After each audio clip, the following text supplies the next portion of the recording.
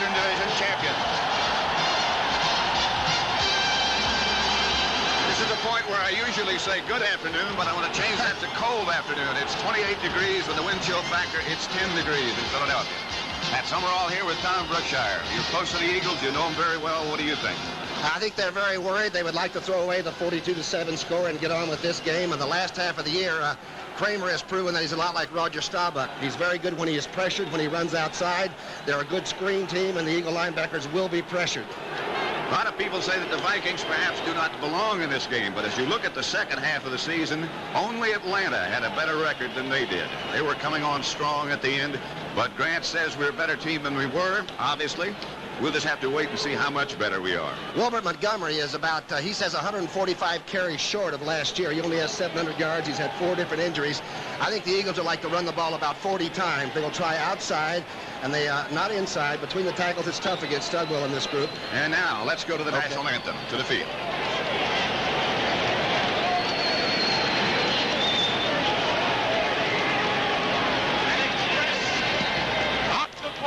Of the hostages in Iran, please rise and join Mr. Grover Washington in singing our national anthem.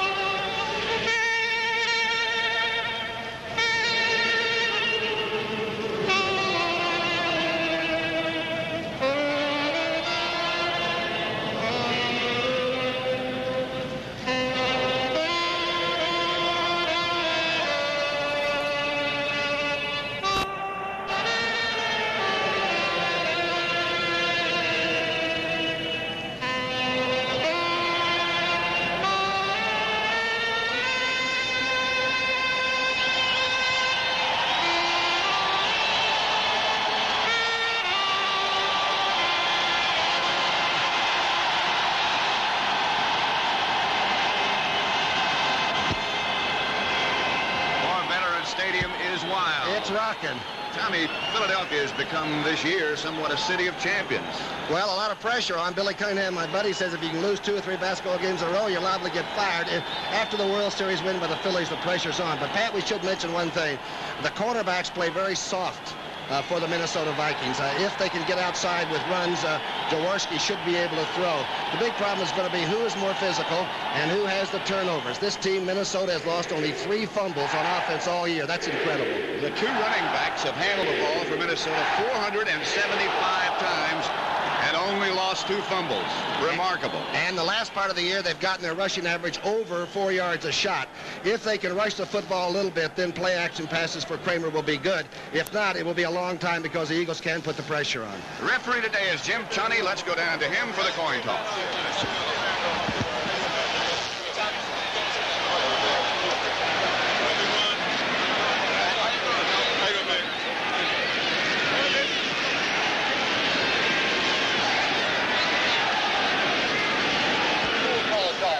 Captain Blair will call a toss in the air, please. Tails. It is tails. Minnesota's won the toss and elected to receive. Let's go. Minnesota has won the toss and will receive. Bring the West over. Good luck. The referee, as I said, was Jim Chunny. Minnesota captains Tommy Kramer, Matt Blair, and Ron Yeri. The Philadelphia captains Jaworski, Carmichael, Carl Haston, and Louis Gemona. And keep in mind that Ron Yeri, the big offensive right tackle, did not play in the first game. He's had broken bones in both wheels, but he is pretty healthy, and that might cut down the Humphrey pass rush sometime during this game. That was the officiating crew. As we mentioned before, The temperature is 28 degrees, a kind of a day that Bud Grant likes. About 11 division championships in 14 years. He's a rather steady fellow. Next to George Halas in professional coaching victories is Bud Grant, including the games that he won in Canada before he became the Minnesota head coach. And 3 NFC championships. He was in the Super Bowl 4 times, didn't win any of them, but you got to be a pretty good coach to get him there, don't you? Eddie Payton is the older brother of the great Walter Payton, and he is back deep for Minnesota. And barefooted Tony Franklin will kick off for the Eagles. He supposedly, they say, in the warm days of Tampa, where the Eagles worked out his problems, and he was kicking very well before the game. And so Tony Franklin will get this NFC playoff game underway. Short kick. Payton's going to have to hurry to get there. He fields it at the 13. Minnesota wedge goes right. The Philadelphia Eagles are there at the 30. Ron Baker was the first Eagle to make the hit. The offense. Big Riley at left tackle. He'll have some trouble with Carl Harrison. Boyd is the rookie in there. Swilly, who has taken most of the snaps at center. Hamilton, big area tackle. Bob Tucker, but look for Sensor to come in right away. A very fine receiver. The wide receivers are fine, too, for Minnesota. Ahmad Rashad and Sammy White. Young Tommy Kramer, the quarterback. Young and Brown, the runners. And Teddy Brown is a great athlete, a #1 draft choice a couple of years ago. He is deep in the eye. Number 23 is Brown. 34 is Ricky Young. In motion is Bob Tucker. This is Brown. The Eagles are out in a hurry. Brown is around the corner for about 5. Bernard Wilson made the tackle. We'll look at that Eagle defense in just a second. Ricky Young got a good block on the outside linebacker. And remember, if they can establish a rushing game against this 34 defense, they can throw. Harrison, Johnson, and, of course, Carl Harrison's at right defensive end. The linebacking crew is about as good as there is. Bunting, Berge, LeMaster, and Jerry Robinson. And the outside backers got to be careful. They'll throw a lot of screens and slip screens. The Philadelphia secondary, Young, Edwards, Logan, and Bernard Wilson. Joe Sensor is a tight end in motion now. Kramer's going to throw, and does. Intended for Sensor, knocked away by Frank LeMaster. Kramer has thrown the ball 61 times. That was a year ago. He threw it 53 times this year. He averages almost 40 throws a game. But they have gotten their rushing game stabilized with the people back on the offensive line. And boy, he can move. He's a great athlete at 6'2", about 204 pounds. So it'll be 3rd and 5 in these opening minutes at Veterans Stadium in Philadelphia. 14:41 left to play in the first quarter. Line of scrimmage is the Vikings 35. And you got the 4-man rush now by the... That's Quinn, Ken Clark, and Humphrey in the game. Kramer under pressure from Humphrey. Throws complete. But running back Teddy Brown. It'll be a Minnesota Viking first down at midfield. Reggie Wilkes made the tackle. A great throw as Bigfoot Harrison makes a stunt down the middle out of this 40 defense. Watch 68. And almost gets there. Kramer hangs in. They've got him by one ankle, and still he throws a strike to the back coming out of the backfield. Here's Brown, isolated. Little delay. Now he just looks to get away. He does from Reggie Wilkes. Boy, that's a good throw. Right at midfield. There's Ted Brown, the running back. 1st and 10, Minnesota. First offensive series of the game, and Minnesota on the move. Kramer again. Pass complete to Bob Tucker. Laterals. Penalty marker goes down. The Eagles have the football. Carl Harrison. They may have called defensive holding under that catch as Tucker was fighting for the ball. They may have also called an illegal handoff from Tucker. Holding Philadelphia. You're right. The ball looked like it was bobbled by Tucker, and then he did get control and lateraled and fumbled. But that flag came from the man deep down to the right part of your screen. Discussion continues with the referee, Jim Tunney. A short passing game can drive you crazy. Remember, this defense that Kramer's working against allows an average of 13 points a game. A big rush A lot of pressure there by Robinson. We didn't get to see that exchange.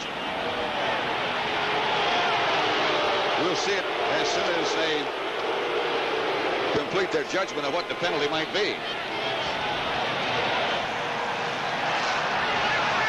Ball was pass interference defense while the ball was in the air, holding against defense. Pass interference, first down. All right, what's the right part of your screen? Lemaster fades out of that 34. First down play. That's Jerry Robinson, who was making some contact, and Berge too. It was Bill Berge, I believe, that made the first contact with Tucker. The attempted lateral from Tucker was to Ricky Young. It doesn't cost much yardage, but it's a first down. They move the sticks again. They move it to the 45-yard line of Philadelphia. First and 10, Minnesota. Young and Brown still the running backs. Tommy Kramer in that first game was not too good. Here's Brown again for about 5-4. Dennis Harrison made the tackle, along with some help from his friend. It's a good first down play. Picked up over 5. It's like Brown might be nursing a hurt. They had knee surgery a year ago after the season was over and was healthy this year until now. This is the one thing that Bud Grant said over and over yesterday, was that the Minnesota Vikings couldn't afford. Because they're thin, they're not the deepest, he says. Good-looking block by the offensive right guard. That's big Wes Hamilton in there. Looked like his left knee buckled under him when he was hit from the side. So Brown is still down. 13:27 left in the first quarter with no score between the Vikings and the Eagles in the divisional playoff of the NFC. Brown is out. Doug Pascal, number 40, has taken his place. Big kid, 219-pound rookie from North Carolina, and he carried the ball only 15 times during the year. I tell you, the short passing game will drive you crazy. That's Brown over on the Minnesota bench. They're looking at his left leg. Tommy Kramer on 2nd and 5 will operate behind his offensive center, Swilly, who they say is playing as well as anybody in the NFC. The pass to Tucker, dropped, incomplete. Frank Lemaster picks it up for Philadelphia, but it's called incomplete. Bill Berge got back out of that 34. He makes the move, sees the run. Now he goes with Tucker, who almost made a great spinning catch. It was considered not a catch. And the crowd, obviously you can hear, is booing that decision by the officiating crew. Like Kramer is worrying about his right hand. He had it hurt during the season, and young Dills had to take over the Washington game and let him rest it. He told me that his thumb, which was hurt earlier, is okay now, but the finger on his right hand is still sore and tender, and he's got it taped. Now the 40 defense is in now for the pass rush. 3 wide receivers for Minnesota, but the pass is to tight end Joe Sensor. Herman Edwards on the tackle, but Kramer continues to pick apart the Eagles secondary. And a good quick release from the shotgun. That Sensor just went in motion. He's a young man from nearby here in Westchester State, 6'4", about 240 pounds. Doesn't block much, but he can really catch it.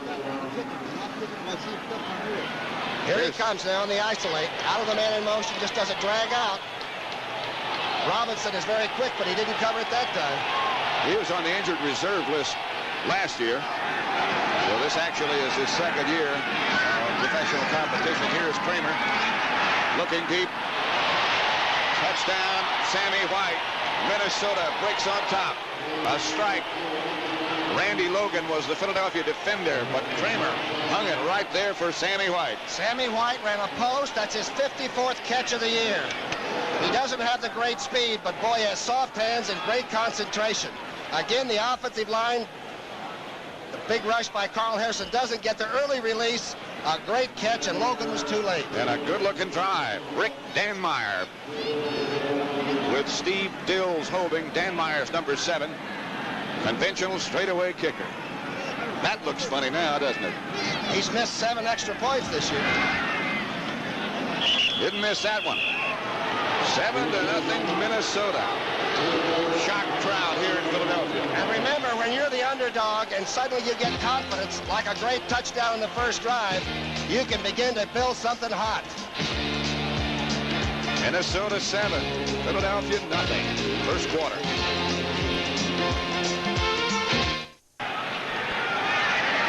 Minnesota went 70 yards in 7 plays, and they break on top 7-0.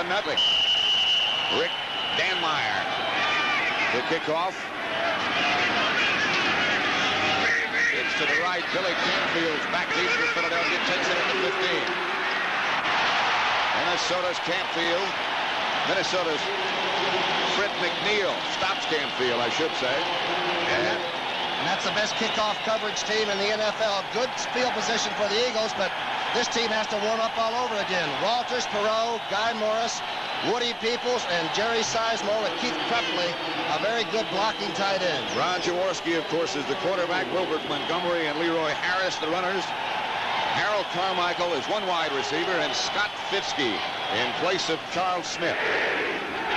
Fitzke is number 81. He and Carmichael both split left. Jaworski starts Fitzke in motion. Montgomery on first down gets a couple. Wrapped up by James Duck White. Here's the defense inside on the down forward. They are tough. This is the Eagles defense. We'll look at that Minnesota defense here in a second. They've got Duck White at left, Sutherland at right tackle. They've got young Martin at right defensive end. And they got Mulaney, the big kid from Colorado State, who's had a virus at left defensive end. You can run outside, but not inside very well. We'll get the rest of them in just a second. 2nd and 8 for Philadelphia. At their own 38. Jaworski sets up a screen to his tight end, Kip Prepley, and sets it up nicely. About a yard shy of a first down. Kurt Knopf made the tackle for Minnesota. The rest of the defense. They were already in a nickel that time with an extra back, but Blair, Studwell, and McNeil. Studwell handles the run very well. McNeil and Blair can both really run. Blair's an all-pro. A rebuilt secondary. Turner, Bryant, Tommy Hannon, and Kurt Knopf. And both corners play a little bit soft. At least that's what people have thought through the year. There's the Swamp Fox working with the defense. It will be 3rd and 1 for the Eagles as Ron Jaworski gets him out.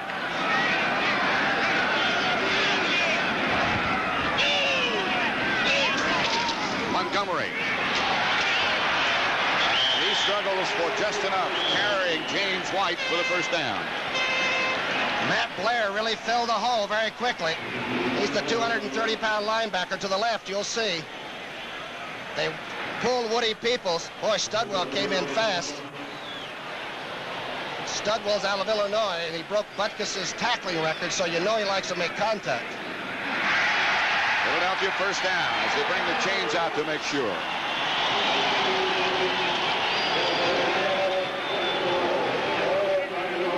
The big thing about Jaworski's stats are that he only has 12 interceptions this year.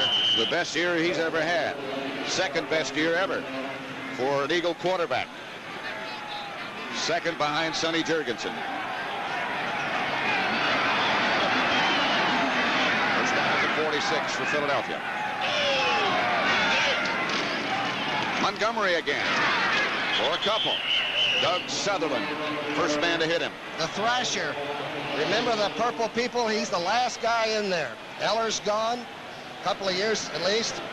Alan Page left in '78. Jim Marshall finally retired, and the Thrasher's still in there, and they played that one very well. Tony Franklin on the hot seat. All kickers are on the hot seat, aren't they? At one time or another. Tough call on 2nd long.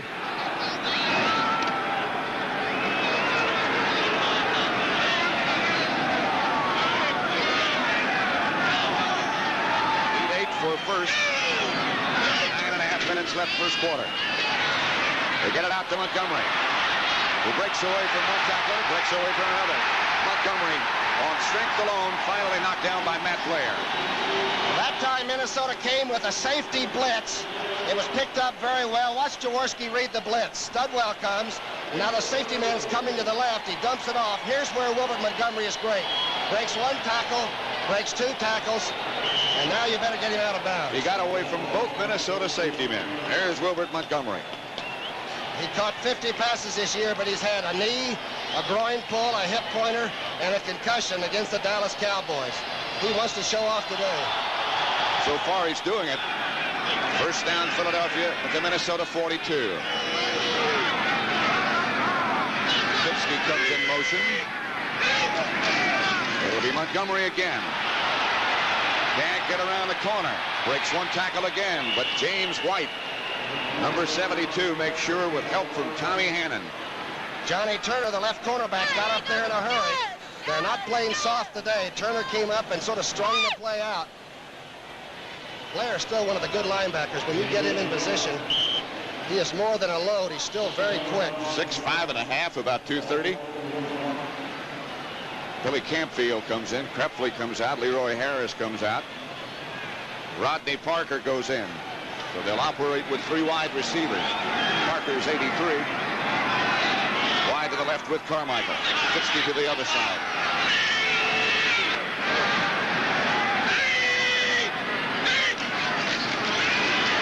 Minnesota putting on the heat again. The throw is intended for Fitzke. Minnesota on tough defense with John Turner over there first, number 27. Johnny Turner not playing like the soft quarterback that the scouting reports had. Fitzke goes up, and Turner makes a superb defensive play. The ball had already made contact with Fitzke's hands. And Fitzke is still down. The Eagles don't have much depth at that position, with Charles Smith already out with a broken jaw. Now Fitzke down. A lot of good pressure put on Jaworski that time with just a 4-man rush. At the 41 with 8:29 left first quarter, Vikings 7, Eagles nothing.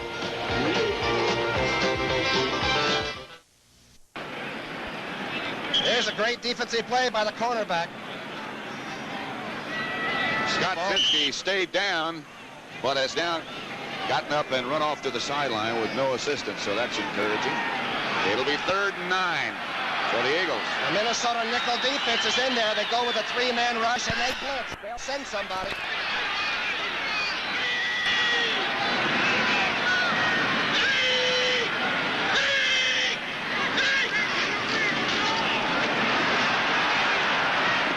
Pass is complete to Carmichael. Diving catch. John Turner on the defense. But a fine catch by Harold Carmichael. This time, Jimmy Carr's defense blitzed from the left side with a safety man. Wilbert Montgomery picked him up. And they're saying that Carmichael hasn't made a big catch in 5 games, but that was a large one. Remember, he's 6'8", but he lays out like a little man for this one. Wow, what a pair of hands. Harold Carmichael, who had his consecutive game streak broken against Dallas 2 weeks ago. 48 catches on the year for 815 yards. Flank to the left this time. Here's Fitzke in motion. Out to Fitzke. Blockers in front and a bunch of them.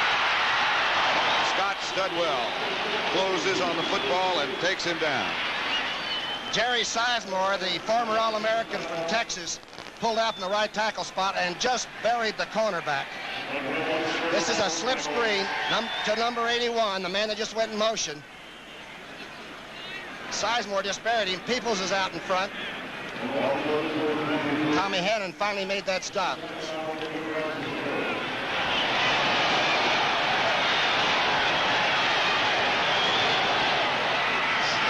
Second down and 4 at the 23-yard line of Minnesota. The Vikings leading the Eagles 7-0. Wilbert Montgomery will have an Eagle first down. Scott Studwell again made the tackle, but good yardage for Montgomery. All the way down to the 16-yard line. This is a place few people have been able to run, trapping up the middle. Because Sutherland, Studwell, and White usually close it off.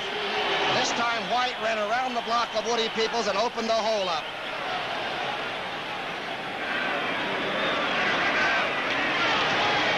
And he's hungry. He's had a tough year. He's been in the infirmary about 70% of the time. Every running play in this drive that the Eagles have run has been Montgomery.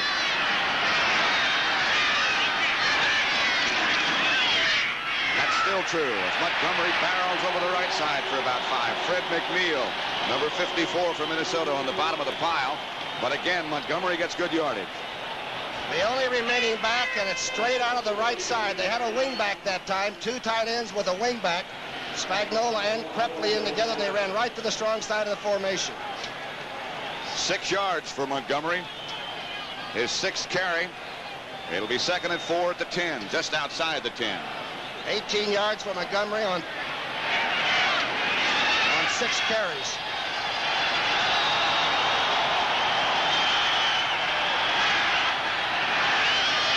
Running at 5:25 left first quarter.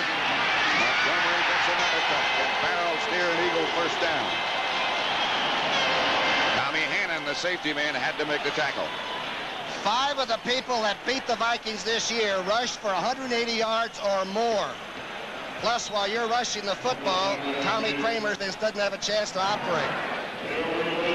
Just a strong side cutback. Montgomery up slowly. Number 31, as Tom Brookshier has been saying, has had a tough year. Knees injured. Groin pulls. A lot of things have been wrong. Just a lot of bumps. First down. Montgomery's biggest day, of course, came in that 42-7 job up in Minnesota. He broke one for 72 that day. Things get tough toward the end of the year. Here's Wilbert coming off. And Louis Giamona has taken his place. Bud Grant. Give you an idea how cold it is. He's even got his hands in his pockets. That's not in his coaching book at all, is it? Not at all. 2 tight ends in there, Krepley and Spagnola. Spagnola over on the left side. That's Carmichael behind him. Leroy Harris and Louis Giamona. That's Giamona, who does not quite get back to the line of scrimmage. Safety man Kurt Knopf comes up and knocks him down. Knopf had 78 solo tackles, and he and Hannon can play safety with anybody. They pull Perot, the left guard, try to send the back in there. Some play by the safety man. Giamona didn't make an inch.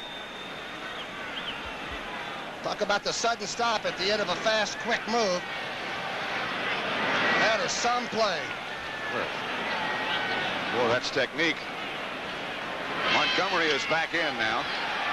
I beg your pardon. Giamona comes out, and they'll go with one lone setback. Leroy Harris. So Jaworski is saying, we're going to throw it to somebody. And here he drops. Throwing high in the end zone for Spagnola. He can't hang on. Had it for just a moment and lost it. Willie Teal was the defender back there with him. The former Yale player, that time went up. He's made some tremendous catches for the Eagles, at least in the films I've seen. Jaworski takes a little off this pass, and it is right on the numbers. You can't throw it any better than that one. And Spagnola knows it. So it'll be 3rd down and 6. Leroy Harris comes out. Giamona's in.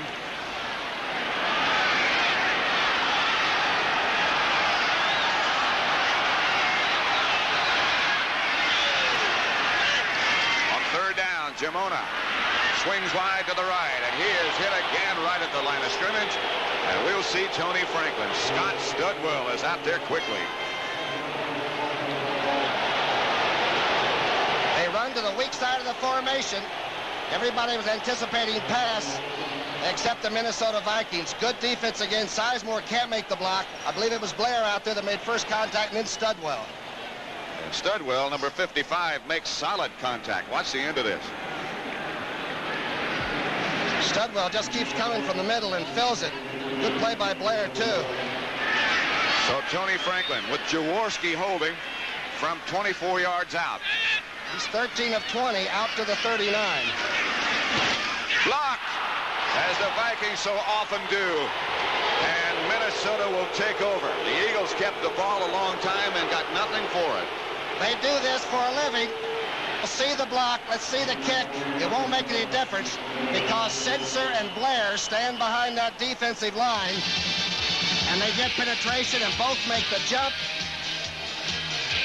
They do that perhaps better than anybody. Sensor and Blair both were up high and over, and they knock it down. Nord make the recovery for Minnesota. If he didn't get it, Sensor would have got it. Let's look at who blocked that field goal again. They call the linemen grubbers. They drive ahead, and then Sensor and Blair, who blocked it, jump up as high as they can over the top. It was Blair that got the hand on it. In the last 4 years, they have blocked 47 kicks, including that one. Blair himself has gotten 16. Sammy White didn't quite get turned around soon enough, but the ball was right on the numbers. And Ronell Young was backed off a little. The rookie #1 draft played awfully loose on Sammy White. Kramer's asking him, are you looking at me or looking at Young? That was some defensive swing. No field goal, no touchdown, and they get the ball back, and Kramer goes back to work, and they're getting more confident. Doug Pascal is the deep man in the I formation for Minnesota if they line up in the I. Now they go with the 3 wide receivers. Pascal is the deep back, the lone back. Brown is out with a bruised left knee. Here's Kramer, rolling left, throwing left. Intended for Terry LeCount, who couldn't hang on. But he again was open. He was hit pretty hard. The one thing about Herm Edwards, he might let you have a few short sidelines, but he doesn't want to get pulled over and have somebody go up the sidelines for a score. Matt Blair over on the Minnesota sideline. 2 good throws, 0-2, and the quarterback had little to do with either incompletion. LeCount comes in with the play. Sensor comes in. Tucker goes out.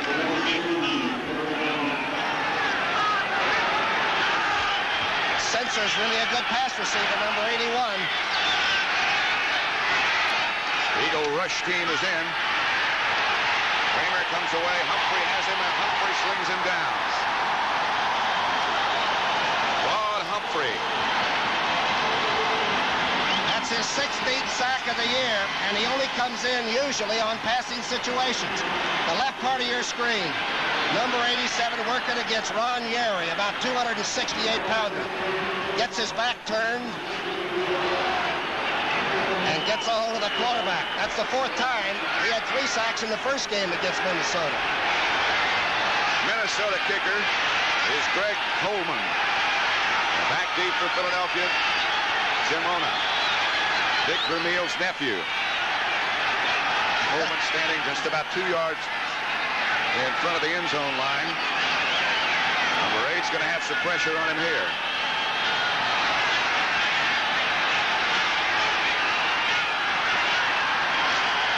Almost used up all the time. Coleman gets it out of there. Gemona fields it and springs down inside the 35 to the 31, but a penalty marker goes down.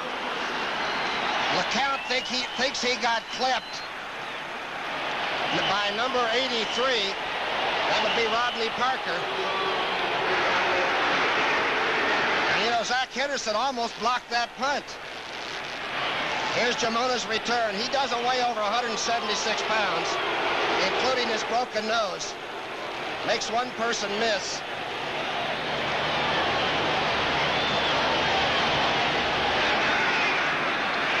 Penalty marker was down, and they move it back against Philadelphia. Personal foul, slipping on the return, number 83, first down. There's the clip right in the middle of the screen. He tried not to make contact with LeCount. All you got to do is touch the numbers on the back. I'm not sure he did that. I'm sure he would agree. First down, Philadelphia at their own 44. Montgomery back in the game. Leroy Harris in front of him. Minnesota 7. Eagles nothing. First quarter coming to an end. Jaworski fakes to Montgomery. Looks down the middle, intended for Krepley. Came right straight over the top of his head, and he couldn't pick it up. Kurt Knopf, the safety man, came all the way over from the right part. Watch the play pass action. Montgomery will step up and pick up and help on Sutherland. The ball is thrown hanging. Krepley gets both hands pretty much on it, and Knopf just runs through it to make sure. Came right straight over the top of his head. That's a difficult catch to make. Jaworski is actually the best when he's throwing the ball on a line on sort of a steady motion. When he tries to take things off, he loses a little bit of control. Fitzke splits out wide to the left. Carmichael way on the left-hand side of your fingers. Jaworski drops again and throws down the middle. This time Krepley finds the handle, and that one was thrown absolutely perfect. Fred McNeil, the tackler. Great pass to come back and call the shorter route, and then hit number 84. By way of the World Football League, Krepley out of Iowa State is one of the real hard-charging guys. Every play is his last play. That was maybe deflected by Sutherland and still got there on a spiral. Just got over the outstretched hands of Fred McNeil and into Krepley's hands. Jaworski's now 5 of 8 for 59 yards. 7-0 Minnesota. Pat Summerall with Tom Brookshier. Fitzke swings in motion to the right. Jaworski to Montgomery. Going weak and tripped up by Fred McNeil. This is the play that the Eagles worked very successfully in their first game. They thought they could get Wilbert outside to the left, outside of the defensive end. In this case, it's Big Martin, and cut McNeil down. They cut McNeil down, but he still made the tackle. Montgomery comes out again, and looks like he might be shaken again. Jamona's taken his place. It'll be 2nd and 11 for the Eagles at the Minnesota 37. Jaworski's tutor is Sid Gilman, the master of pass offense. Let's see what he set down for this play. Minnesota blitz. Nobody around as Jaworski just unloaded. Carmichael and Krepley hadn't completed their pattern, but Jaworski wisely got rid of it. And curtain off the safety man. Watch him go and come from the outside, all the way from the outside. Blair's coming too. In fact, Blair knocked Peoples right out of the hole. Jaworski decided either to throw it where nobody was, which is a good idea, or maybe Carmichael was supposed to be breaking to the sidelines. I'm not sure. Jaworski didn't have much time to make any decision. It'll be 3rd and 11. Fitzke out to the right. Rodney Parker and Carmichael. Two flankers. Zamona and Campfield in the backfield, both good receivers. And both come out. Jaworski down the right side, almost intercepted by John Turner. A rebuilt Minnesota team that really is on the upswing. And a bad read by number 7. There were 3 Vikings in better position, really, than Harold Carmichael. They had under coverage. The cornerman and the linebacker had backed right into Harold's lap. Here's Minnesota quarterback Tommy Kramer getting ready to come back. Max Runiger, number 4, is the Eagle kicker, and Eddie Payton will go back deep for Minnesota. Vikings late getting out on the field for some reason. Runiger has kicked 17 out inside the 20. Eddie Payton is number 31, motioning, now counting to see that the Vikings have got enough people out there, and he was right. They didn't, but now they do. Runiger taking his time, hangs it over to the right sideline, and it goes out of bounds at about the 11, where Minnesota will take over. 5 seconds left to play in quarter number 1 at Veterans Stadium in Philadelphia. And Minnesota, surprisingly, at least to a lot of people, leads Philadelphia 7-0. The NFL today, tomorrow, at 3:30 p.m. Eastern Time, followed by Dallas in Atlanta. I have a feeling both of those squads are looking at a tube somewhere and just watching. Think they're allowed to? Do you think Landry and Lehman Bennett would allow them to look at a game the day before theirs? I'm sure he would, either one of them. I know they're watching. 1st and 10 at the 11 for Minnesota. Ted Brown is back in the Minnesota backfield. And he catches the pass, and down he goes in the grasp of Frank LeMaster. Brown had a bruised knee, and he didn't look like he was operating at full efficiency. And I mean, Jerry Robinson made sure that Kramer unloaded very quickly.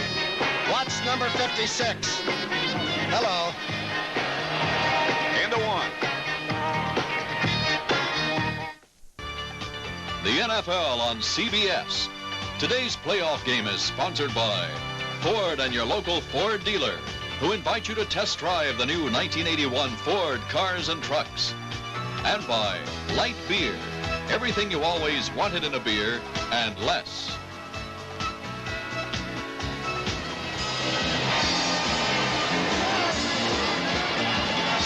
Citizens Stadium in Philadelphia. Minnesota 7, Philadelphia nothing. Although Philadelphia had the ball 11 minutes 10 seconds, Minnesota had it 3 minutes 50 seconds. They don't give you a ticket to the next game on time held unless you get points. That's not in the tie-breaking category, is it? Not yet.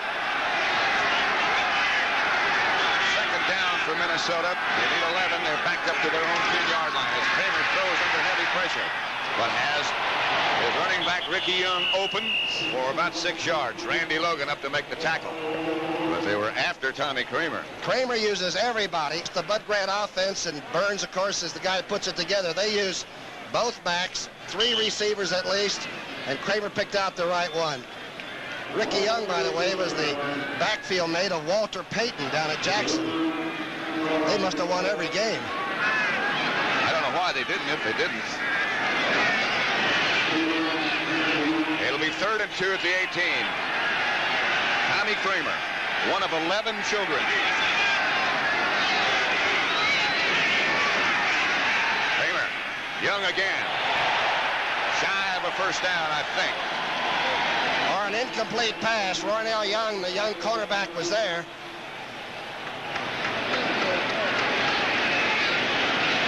That 34 defense gives you great pursuit areas. Watch 66 and I'll start going with it right away.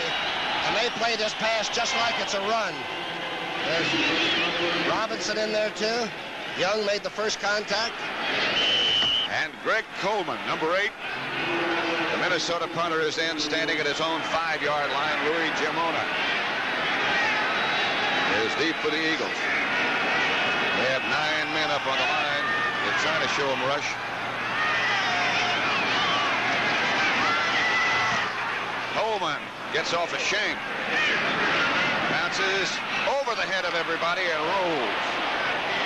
A Minnesota roll, if you'll ever see one. That ball couldn't have traveled more than 30 yards in the air. Winds up being a 47-yard kick. He's a crafty little punter, though. Every year they bring in somebody, a high draft choice, to try to beat him out, and he keeps drilling it down in the coffin. So the Eagles will take over after Coleman's 47-yard punt. They'll have it 1st and 10 at their own 34 with 13:58 left in the first half. Minnesota 7, Eagles nothing. This telecast is presented by authority of the National Football League. It's intended for the private use of our audience. Any rebroadcast or other use of this telecast without the express written consent of the Philadelphia Eagles and the National Football League is prohibited. 1st and 10, Philadelphia at their own 34. Trailing Minnesota 7-0. Montgomery is back in the lineup. And it's Wilbert. A yard perhaps. That is a play that Wilbert broke for 72 yards. You put the tight end tight at the left side, run away to the weak side. That time looked like McNeil came up early, and then Doug Martin made the tackle. He's the young man in the Sun Bowl we saw that was the MVP last year for Washington, and a #1 draft choice. So it'll be 2nd and 9. Somebody asked Bud Grant yesterday why Doug Martin was going to start, expecting a sophisticated answer, but he said very simply, because I've got the hat and the whistle. 2nd down and 9 at the 35. Kramer with a lot of time finds his running back Leroy Harris. Harris breaks away from a few. Still on his feet is Leroy Harris, running as hard as we've seen in a long time. He's got an Eagle first down. He's knocked back by Kurt Knopf. What a fine display of bull running by Leroy Harris. Leroy Harris has made 2 big catches for the Eagles this year. One against Oakland in that last touchdown drive. One against Washington for almost a touchdown. Watch this run. He slimmed down from his Miami days. He's about 215 now. He's still only 5'10". He runs into some heavy traffic and a lot of trouble. That first hit for Minnesota was made by Doug Martin. We were just talking about him a minute ago, and that's who's down now, number 79, the big defensive end. Holloway will come in probably. They've got 3 #1s on that defensive line. That's a good-looking young line. 7-0. Minnesota over Philadelphia in the second quarter. At Veterans Stadium in Philadelphia. Pat Summerall with Tom Brookshier. Eagles going again with a double tight end offense. As you look at their bench, head coach Dick Vermeil. Those benches are warm on the Philadelphia side, but they're not on the Minnesota side. The only back left is Leroy Harris, the fullback. And he gets the carry. He gets about 5. Mark Mullaney closed in on him and took him down, but good yardage for Leroy Harris. Good first down call. This is the tough place to run between those tackles with Studwell in there. Let's see what happens. It's all straight ahead. Woody Peoples just took Duck White beyond the play a little bit, and Mullaney had to make the stop from the outside. So it'll be 2nd and 5 at the 49. Harris, who doesn't carry the ball much, they give it to Montgomery most of the time.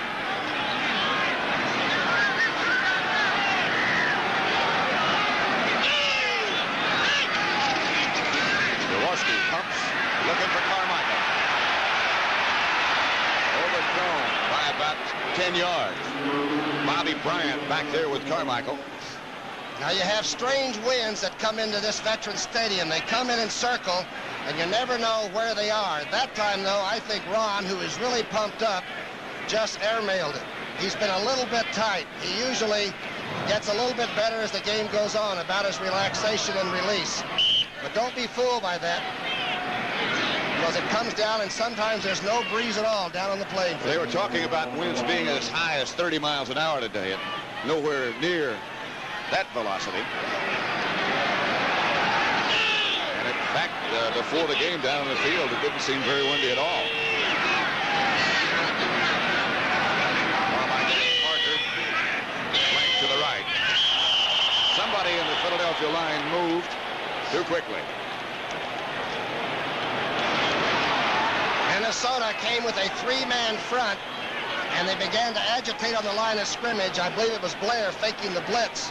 False start, number 62 offense, still 3rd down.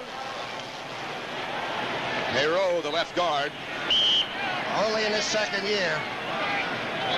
Speaking of people who've trimmed down, he's lost about 35 pounds. Yeah, and he's got an aggressive nature.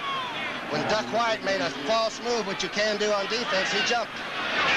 So it'll be 3rd and 10 back at the 46-yard line of Philadelphia now. 3-man rush for Minnesota. Maybe.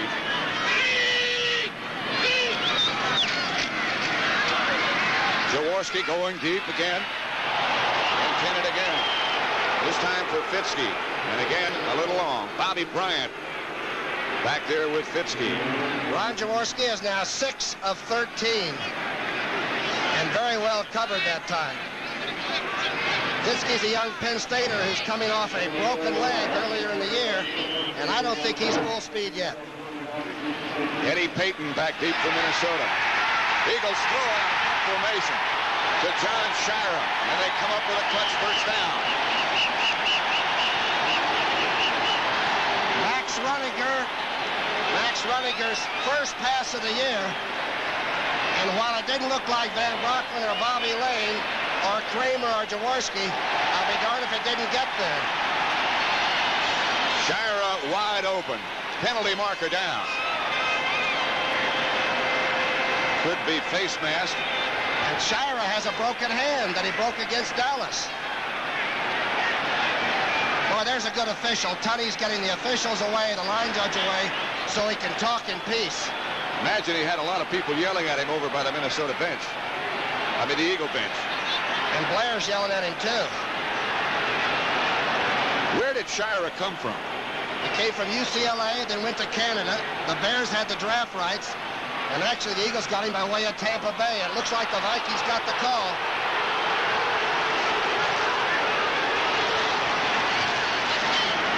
I wouldn't be surprised if they're not saying this is a hideout. Remember the old-time hideout play? Which, of course, is illegal.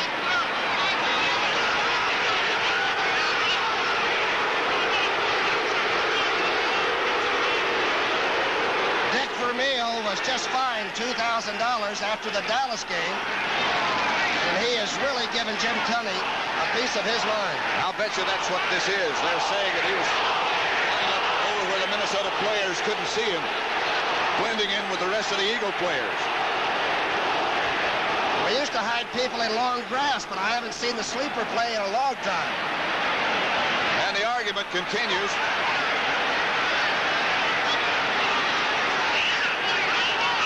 And Tony will tell us.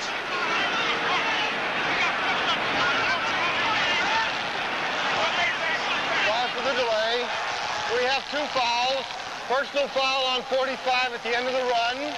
We have unsportsmanlike conduct. Number 21 came off the bench, was within 5 yards of the sideline. Offsetting foul. We will replay. That's exactly what happened. Came off of the bench and lined up, but you can't be within 5 yards of the sidelines. The only way you could do a sleeper play otherwise would be to unzip the rug and get under it. Here's Runiger. Look at nobody out with Shira. And actually it was Tommy Hannon, the safety man, that got face mask and half of Shira. Foul, personal foul, unnecessary roughness, unsportsmanlike conduct. Number 21, offset, 4th down. Jim Tunney, the head man there, just got married the 27th of December. What a way to spend your honeymoon. He's not the most popular man at Veterans Stadium at the moment, or with Dick Vermeil. He fights for his players. Bud Grant does the same thing. That's why they've come this far. After all this and that delay, it's 4th and 10 at the 46 for Philadelphia. And again, it's Eddie Payton back deep for Minnesota. Vermeil is still down on the sidelines talking to the official that has to be in front of the Eagles bench. We're going to have to get Vermeil more cable, I think. Max Runiger, number 4 in the green, will kick for Philadelphia.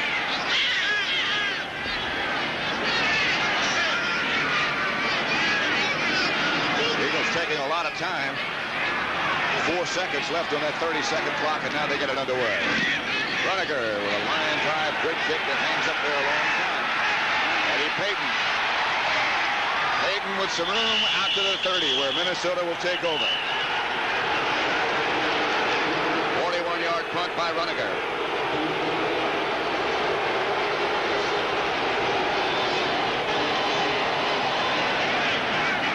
I guess you really don't see any new plays, do you? Minnesota has a Statue of Liberty in their repertoire this year. We used to see that with Red Grange. We might see it again today. They'll take over 1st and 10 at their own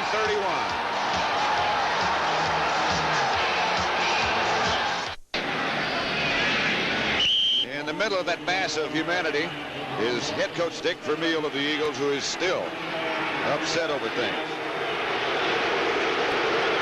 On the Minnesota bench,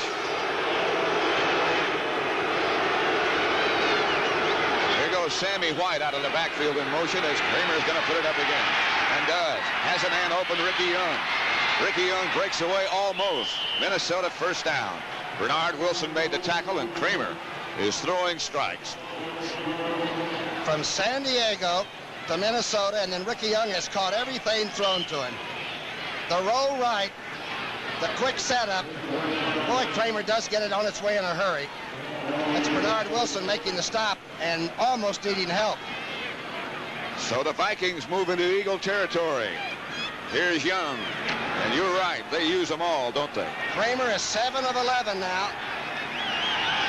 for 86 yards and the touchdown. 1st and 10 Minnesota at the Eagle 46. Kramer's going to throw again. Quick screen, slip to Young. He's got about 5, down close to the 40. Jerry Robinson made the stop with help from Berge. They're a good screening team to both sides. They'll waggle to one side and screen back. There's Kenny Iman. He's working with that offensive line. Of course, right now, he's plotting for the next series when the Eagles do have the ball. Harry LeCount comes in. Young goes out. Rashad and White go out to the right. LeCount flank to the left. And Sensor's in there at tight end. to Brown, and he's near a Minnesota first down. Charlie Johnson made the tackle, number 65, headed for the Pro Bowl. The last 7 games of the year, the Vikings got the rushing game going, and it's over 4 yards a carry for that period. And really, you can almost take the first half of the season and say, who cares? They were 6-2 in the second half of the season under Bud Grant. Philadelphia was 5-3. As we mentioned before, only Atlanta had a better record in the second half of the year than Minnesota. Foot short of a first down.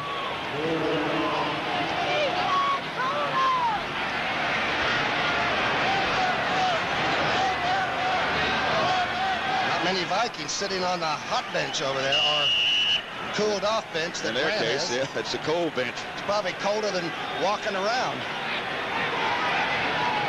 3rd and about a foot for Minnesota.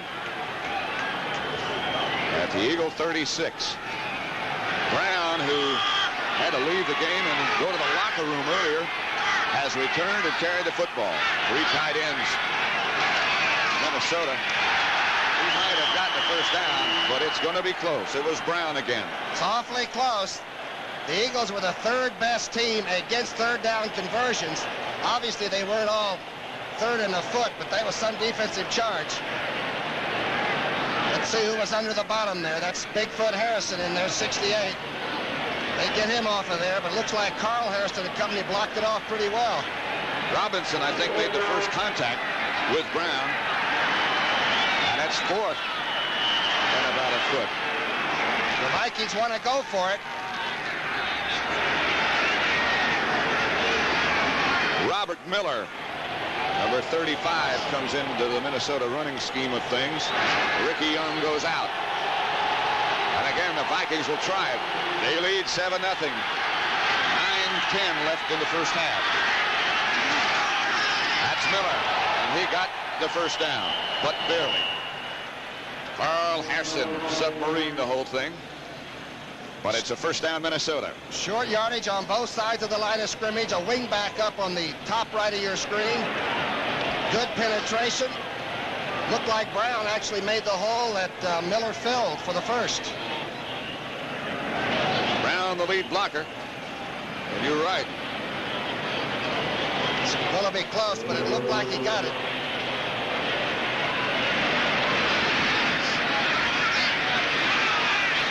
First down, Vikings at the Eagle 35. 9 minutes left in the second quarter. And Minnesota taking the opening kickoff, scoring the touchdown on a pass from Kramer to Sammy White, leads 7-0.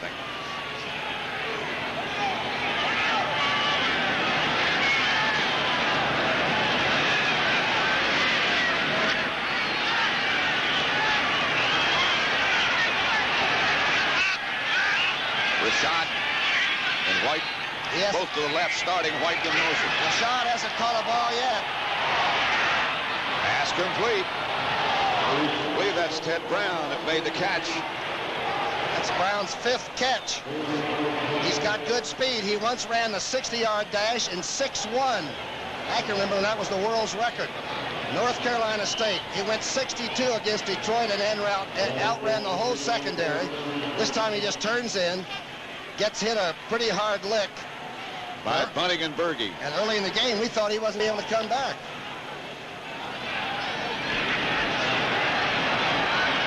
Sensor, the tight end, is lined up to the right. White and Rashad both left.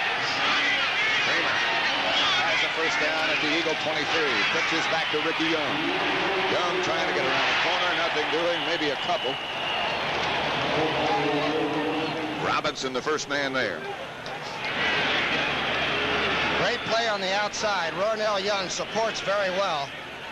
Again, if you support too quickly from the corner, a fellow like Kramer will slip it right in behind you. Take it out, Tom. Kramer is 9 of 13 now for 104 yards. They say he's the most effective, Pat, sometimes when he's being chased or looks like he's in trouble. He's been throwing well today. He had 4 brothers who were also quarterbacks, but his father was a college coach. 4 of the 11, huh? Kramer looking quick to the outside, pump fake, throw to Joe Sensor, the tight end. He's at the 1-foot line for Minnesota. Almost broke it into the end zone. Bud Grant. Kramer pump faked it left and then found that tight end with another strike. Watch the footwork of Kramer. He's out of Rice. They didn't win many games. Watch the fake left. Turns right back around. The one thing Fred Bruni said that was so dangerous about Kramer was that he looks you away and comes back quickly and spots the other man. They put it down at the 1. Bernard Wilson made the contact that knocked Sensor down. Joe Sensor, by the way, holds the NCAA record for field goal accuracy in basketball. Broke Bill Walton's record.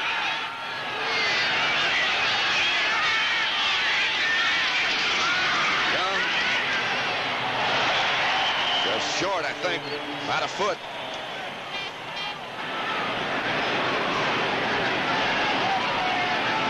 The Eagles have only given up 8 touchdowns rushing in the regular season. But it's a new year, isn't it? A new season. New Minnesota team. You're behind the Eagle defense. Everybody's in the seam. Good play by Ronell Young. Minnesota leading 7-0 and trying to get more. Brown has more. Minnesota goes to 13-0 over Philadelphia. Rick Danmeyer will come on and try to make it 14. So with 5.5 minutes left to play in the first half, the Vikings on top 13-0 now. And they're playing pretty much errorless type football. The Eagles have had 2 big calls against them, and they've hurt. One was the holding call in that first drive, and of course the fake punt pass. Steve Dills, Minnesota's backup quarterback, is the holder. Danmeyer will try the extra point. And rips it good. So, a rather surprising series of developments at Veterans Stadium in Philadelphia as the Minnesota Vikings, heavy underdogs coming into this game, lead Philadelphia 14-0 with 5:36 left in the first half. Rick Danmeyer set to kick off. Billy Camfield in the middle for Philadelphia. Minnesota leading 14-0. Trying to go off to one side, it looks like, with the kickoff. Camfield comes over to that side and takes it at the 3. Minnesota takes him down at the 15. Keith Nord is the first man down for Minnesota. Great-looking game plan set up by Bud Grant and the staff. Kramer has used everybody but guards and tackles to catch the ball, and no interceptions yet by the Eagles. So Ron Jaworski, number 7, coming off his finest year ever as a pro, will operate from his own 15-yard line with his team down 14-0. Well, it's really a good time to sit back and not get too flamboyant trying to catch up all at once.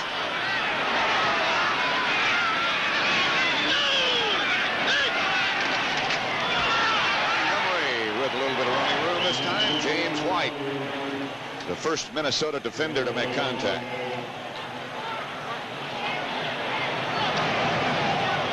Confidence factor swings toward the underdog. The longer you stay with it. Last year it was the Rams that came into the playoffs 9-7. And made it to the Super Bowl. All the way to Pasadena. All the way to second and 5 here. Jaworski surveying things.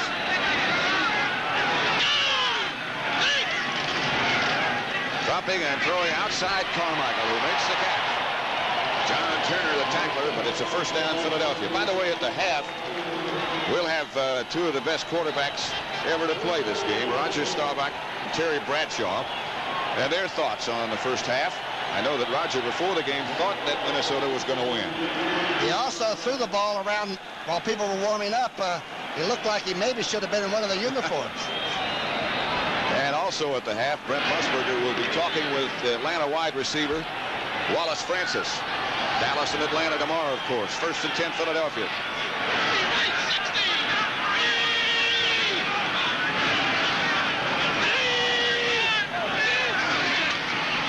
Big draw play to Harris. The throw to Scott Fitzgerald. Can't hang on. John Turner was the Minnesota defender back there with it. The ball was there. That time it looked like the breeze might have made it flutter a little bit. He fakes the inside. That time Minnesota was in an over defense. Good pass protection. The ball is sort of laid there, and it begins to flutter down toward the end. Fitzke just didn't get it put away, did he? Turner's made a couple of good defensive plays. 7 out of 15, 79 yards now for Ron Jaworski. Rodney Parker and Billy Campfield come into the Philadelphia offensive scheme. It'll be 2nd and 10. The Eagles haven't worked on Bobby Bryant at right corner yet. He's out there alone now with Rodney Parker. Minnesota faking blitz. Montgomery gets out with some blockers in front of him, and he'll have a first down. Knocked out of bounds by Tommy Hannon and Kurt Knopf. For the Philadelphia first down, just shy of midfield at the 47.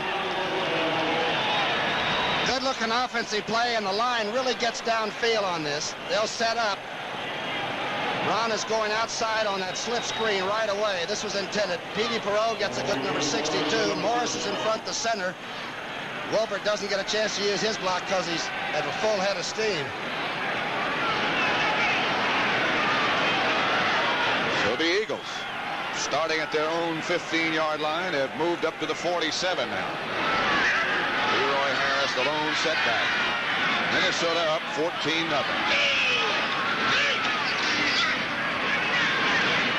Montgomery trying to come up with a one-hander. Can't hang it. First time they tried to go to work on number 20, and I say that not in any way taking away from the ability of Bobby Bryant, who's been around from South Carolina for like 13 years. But playing the corner right now when you can't touch anybody is like sliding down a 6-foot razor blade. It is difficult indeed. He's the only member of that secondary left from a couple of years ago that had Jeff Wright, Nate Wright, and Paul Krause. They would bend a lot, but they didn't break very often, did they? Keith Krepley just limped off the field for the Eagles. 2nd and 10 for Jaworski and the Eagles.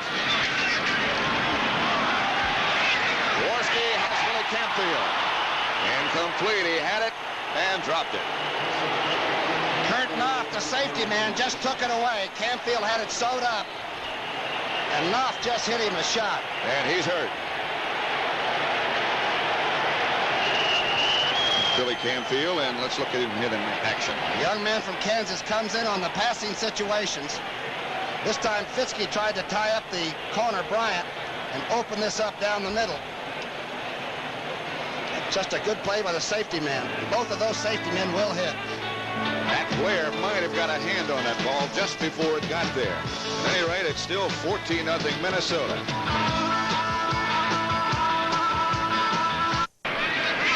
Billy Campfield over on the sideline. He ran off the field under his own power. They're working on Keith Krepley, too, on his left knee. That's the one they had the arthroscope operation on 3.5 weeks ago.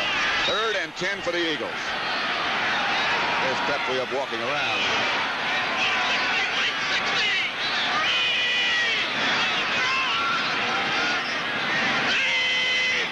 Minnesota showing them blitz, and here they come. Jaworski firing, got him in open. This time it's Fitzke, and he's out of bounds for a first down by Bobby Bryant. And Fitzke is limping on the leg that he had the fracture in early in the year. A good sideline, a deep sideline on number 20.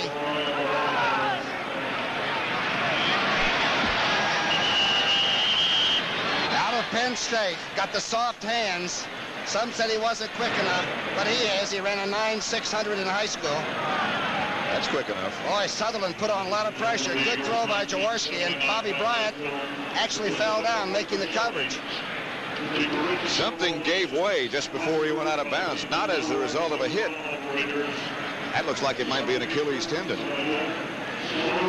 Did you think the surface was really firm? I thought it was scraped to the snow yesterday, but it was even more firm than artificial surfaces usually are. And they're hard anyway. There's our halftime cast. The guy in the white hat is Terry Bradshaw, of course. The guy in the dark hat is Brent Musburger. Who's that in the fur coat? That's Mrs. John Y. Brown. Oh, I thought that was Bradshaw. Also known as Philip George. And we forgot to mention the guy on the right, Roger Staubach. He's so proud of that CBS blazer, he wouldn't cover it up with a coat. Here's Scott Fitzke coming out.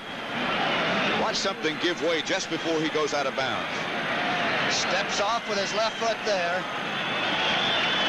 Right foot began to turn under him a little bit, didn't it? Or is it the left?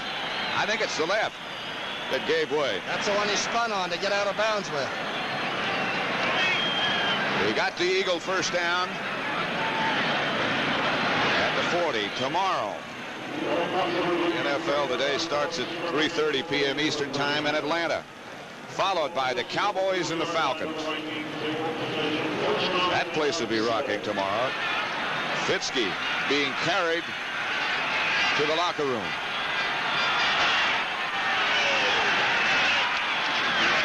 A reverse coming to Rodney Parker. They've got some room for this one. Parker, another Eagle first down. Matt Blair made the tackle, but inside the 30 are the Eagles. Rodney Parker is a young man from Tennessee State that the Eagles decided to put on waivers early in training camp. And Carl Peterson said, well, I think I'd just like to have you stay around and be available. He's made 5 big catches, including the big one against Dallas last week. This is the first time I've seen him run the reverse around or the flanker around. It looks like he can handle big league situations. This is a good ball carry here. Philadelphia comes back with a first down at the Minnesota 28. They were down close once before. The Vikings blocked the field goal attempt. Jaworski gets to Montgomery. Stacked up at the line of scrimmage by Matt Blair and Doug Sutherland. And Studwell, who is really strong at the middle linebacking spot. He used to be a defensive lineman and trimmed from 260 to 235 or 40. And Studwell, number 55, can really hurt you. Sutherland made a good play, too. Jeff Seaman got hurt earlier in the year, and he just couldn't get his job back from Scott Studwell. And the Eagles must get on the board in this last 2 minutes if they're going to have a chance. It'll be 2nd and 9. And this time, that's what's coming. Jaworski picked it up. Willie Teal tackled Harold Carmichael. The Eagles down to just 2 wide receivers now, including Harold Carmichael. And Harold's taking a standing 8 right now. He got drilled pretty hard. 6'8" Harold Carmichael had the streak broken against Dallas. He had 127 games in a row where he caught it. The quick slant. Teal really drilled him. Really did. Just shy of a first down, so it'll be 3rd and 1.5 maybe. 2-minute warning. 14-0 Minnesota. The preceding announcement was furnished as a public service by the National Football League. The half, Terry Bradshaw and Roger Staubach, who've been in so many of these playoff games themselves. Brent Musburger with Wallace Francis, fine Atlanta wide receiver, live from Atlanta. Carmichael did stay in the game. 3rd and about 1.5 yards for the Eagles. They take to Harris. They're looking in the direction of Carmichael, and they got him. Inside the 10, it'll be 1st and goal Eagles. Kurt Knopf hit Big Harold. And Harold's shaken again, it looks like. A great call by the people upstairs. Sid Gilman sent it down. Carmichael is going to be down. A good catch. He's made 2 all-pro catches today. Here's the fake. Montgomery, by the way, swings up. Bobby Bryant took him. The ball is just put up where nobody but somebody 6'8" or so could get to it. Carmichael has been aching a little bit later. After each catch. After the Dallas game, he had an extremely sore back. Jaworski's throwing the ball a little bit truer now and with more ease. He's 11 of 21 for 125. If something happens to Carmichael, the Eagles would be down to 1 wide receiver, Rodney Parker. Here's Montgomery out of the backfield. He's running the straight. Bryant had pretty good possession. Mandatory that Vermeil's Eagles get on the board. If for no other reason, to keep the fans from perhaps coming over the walls. They are getting very angry and restless. They have taken Scott Fiske. You saw him carrying him to the X-ray room. Each of the NFL stadiums must have X-ray facilities. They're checking him right now. Here comes Carmichael out.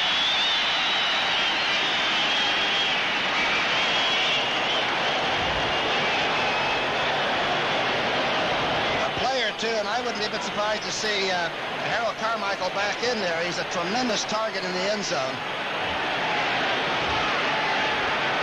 The Eagles will have it first and goal from the 9. They have 2 timeouts left. They trail 14-0. And there's 1:40 on the clock.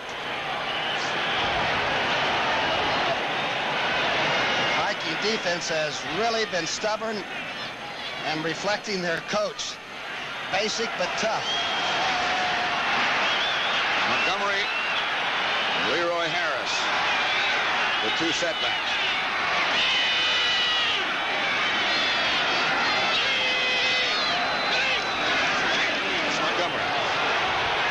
Over in a hurry.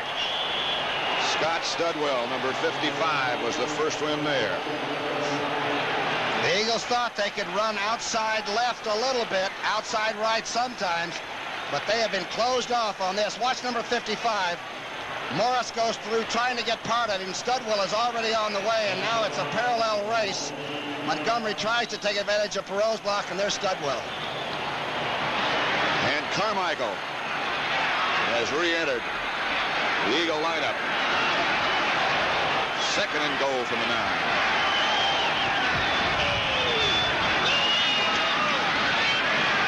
Looking for Carmichael and got him. Great throw from Jaworski. And a fine catch by Carmichael. What a catch on a cold day. Carmichael that time barely had a chance to get his hands up. And when Jaworski wants to go ahead and throw cork, he can really throw it. Off speed, he loses a little touch, but this is a quick drop. Wham! Look at this catch. That's difficult.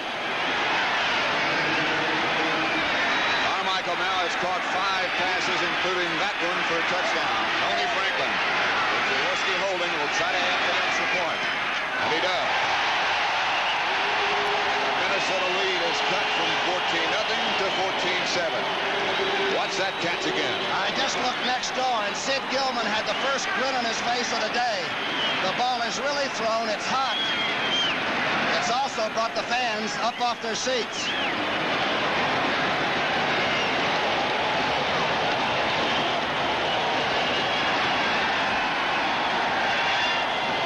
How do you defend against that? Get a step ladder, huh? He stretches out. It's about 9.5 feet. You try to chuck him, he's 225 pounds, too. I like it because he came back after being knocked woozy twice. Big Harrell also headed for the Pro Bowl again, and deservedly so. Had 4 passes on that drive. Kickoff. Eddie Payton will be back deep for Minnesota. Carmichael sees so much double coverage that to get a solo bit probably made him smile at the line of scrimmage. Minnesota ahead 14-7 with 54 seconds left in the first half. Short kick. Payton takes it at the 16. And Eddie Payton still on his feet out to about the 38-yard line. Bernard Wilson tackled him, but a good return by Eddie Payton. 46 seconds left to play in the first half, and the score 14-7, Minnesota over Philadelphia. Injured Viking is Dennis Swilly, the offensive center. Young man from Texas Aggie that we watched that's played guard most of his life, and they moved him to center, and even at about 245 pounds, has been one of the real good young centers around. He looks hurt. Jim Langer the veteran from the Miami Dolphins, is his backup. Tomorrow, Dallas in Atlanta. NFL today starts at 3:30. Barkowski and Danny White. Swilly being helped off.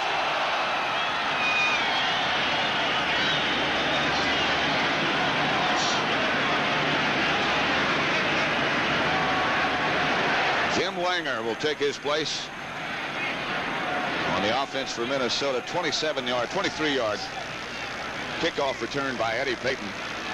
At the half, Bradshaw, Staubach, Brent Musburger talking to Wallace Francis live from Atlanta. The Eagles have kept Ahmad Rashad off the receiving book so far. 0 catches. Here's Kramer. Looking and can't find anybody. Now gets Ted Brown finally. And Brown's got some room. Or had some. Jerry Robinson, who can run with anybody. Robinson is the only consensus 3-time All-American, I guess, in recent history. Came out of UCLA, a #1 draft, and he can really play football. Those are our halftime folks, of course. Minnesota takes a timeout with 24 seconds left in the first half, and they are leading Philadelphia 14-7. Bradshaw looks like a cowboy, doesn't he? I mean, he looks like he should be on Appaloosa somewhere out in Idaho in a big snowdrift or something. Well, he's got a ranch down in Louisiana, and I think he might have an Appaloosa.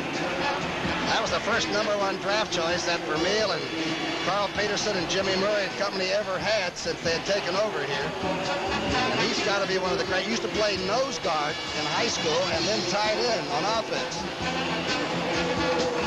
But he can really play. He made the All-NFC first team, but did not play in the Pro Bowl. He was not elected to that. Dennis Swilly on the far side of the field. The injured Viking on that last kickoff is headed for the locker room. Number 58. The veteran Jim Wanger is his backup. Wouldn't you like to have a backup like that?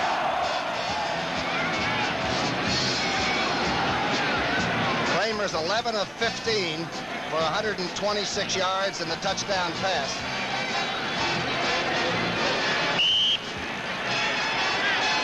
It'll be 2nd and 10.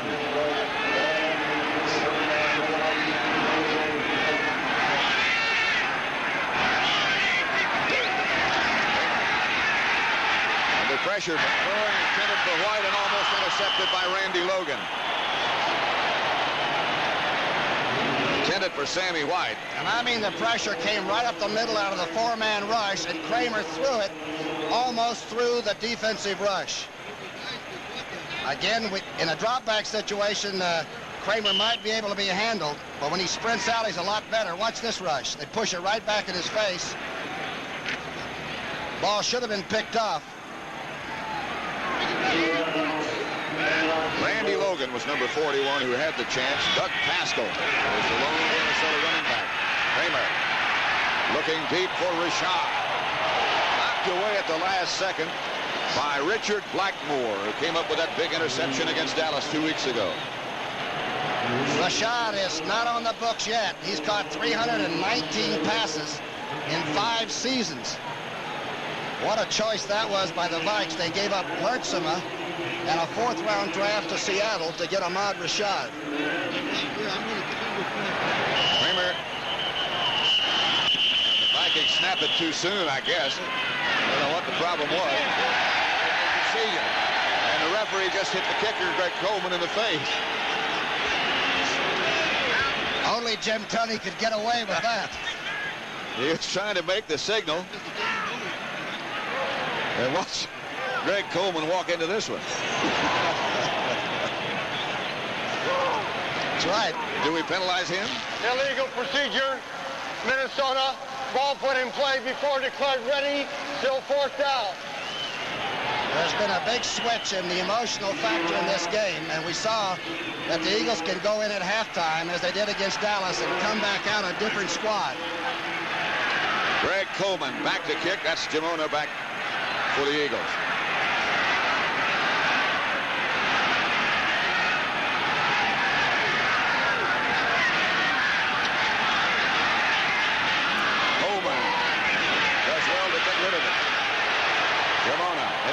swept the field into a pack of Vikings. Outside the 40, about the 41, with 2 seconds left in the first half. 39-yard punt by Coleman. The Vikings are just a little bit in that gray area right now, and the Eagles look like they're suddenly supercharged. But that touchdown by Carmichael from Jaworski was needed indeed if they're to get back in this game. Minnesota with a 14-7 lead at the moment. A touchdown run of 1 yard by Brown. And a pass from Kramer to Sammy White. At the half, Staubach, Bradshaw, Brent Musburger, and Phyllis Jones. Roger must have thermal on or some kind of a electrically heated suit. He's just in a sport coat, isn't he? He said he had on a T-shirt. And that's all he's got underneath there, he said.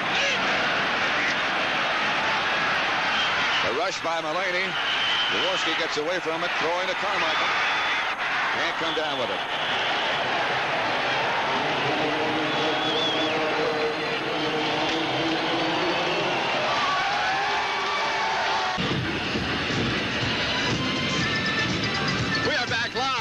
Philadelphia with Roger Staubach and Terry Bradshaw. Roger, what seemed to turn this game around there in the last 2 minutes, you think? Well, the obvious, of course, is the touchdown to Carmichael. Other than that, Philadelphia was really struggling. The series they had down near the goal line, on third down, I really questioned the running call. The previous play, Spagnolia dropped the pass, but on third down to run without Montgomery in there was, to me, a very questionable call. But they came back with a touchdown to Carmichael, so they're back in the game. Other than that, they'd be in trouble. Yep. Terry, what about Minnesota, how they started? They absolutely had nothing to lose in this game. Hey, they came into this game just loose. They moved the football. Kramer's had a great first half. I think he came alive. They're catching the ball well. They're hitting them in the seams.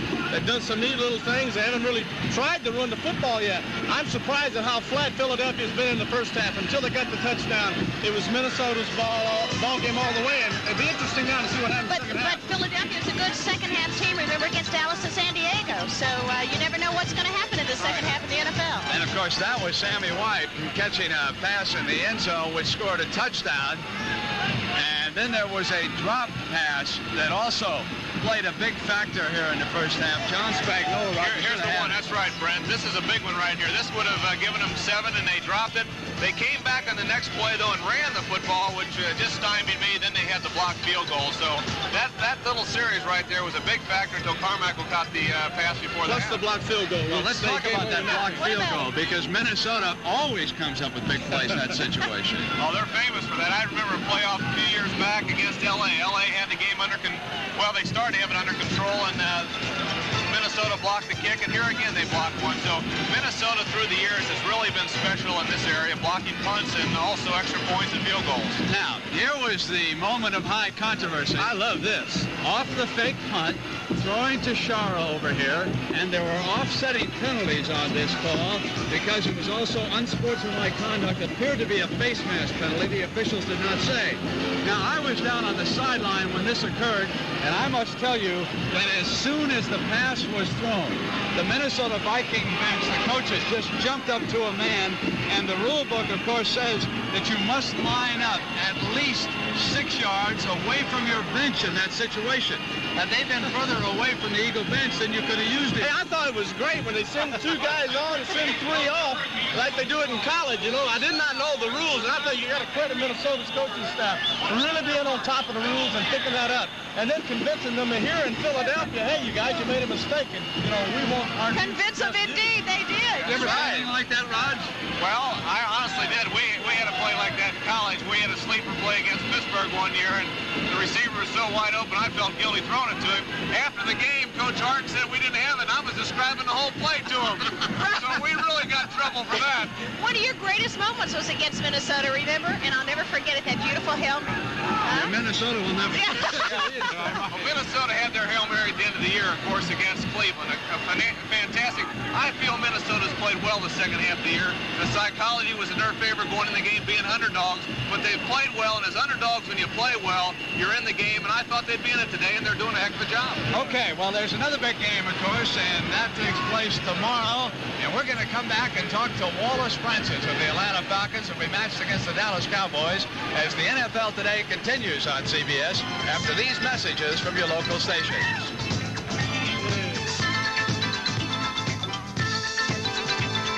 Carl Malden is the reporter who discovers a brutal murder. But if he keeps his word, the killer will go free. Don't miss Word of Honor, Tuesday at 9, 8 Central and Mountain. I do feel like that you can see the coach right there talking to his players, that the Eagles are a tremendous second-half team, including Jaworski throwing the ball. By that time, most of the kinks are out of the game plan, and they know what will and will not go. But the Vikings have got to be pretty confident after that first half. You see that the Eagles did have the ball at the bottom of the picture, 18 minutes, 15 seconds to 11:45 for Minnesota. But the Vikings put it into the end zone twice and Philadelphia just once. Philadelphia 38 offensive plays to 26 for Minnesota. Kramer was 11 of 17 for 125. Was tackled once, only one sack through the touchdown pass. And Jaworski was 12 of 22 for 134, and he was sacked one time. And he has a touchdown pass. Kramer 11 of 17 for 125 yards. Billy Camfield, who was shaken up earlier in the first half and still managed to get off the field under his own power. There's Ron Jaworski. This offensive series by the Eagles will tell you a lot about what is going to happen or maybe not happen. If they move it well, they've got something in mind. Again, Rick Danmeyer will kick off aiming to his left. And Camfield waiting to start in that direction. Something that Fred Cox used to do. Field at the 10. And barrels outside the 30 to the 32. Larry Brune made the tackle for Minnesota. Good field position. Let's see who comes in. Rodney Parker, number 83, is in. Scott Fiskey did break the bone in that foot, rebroke it.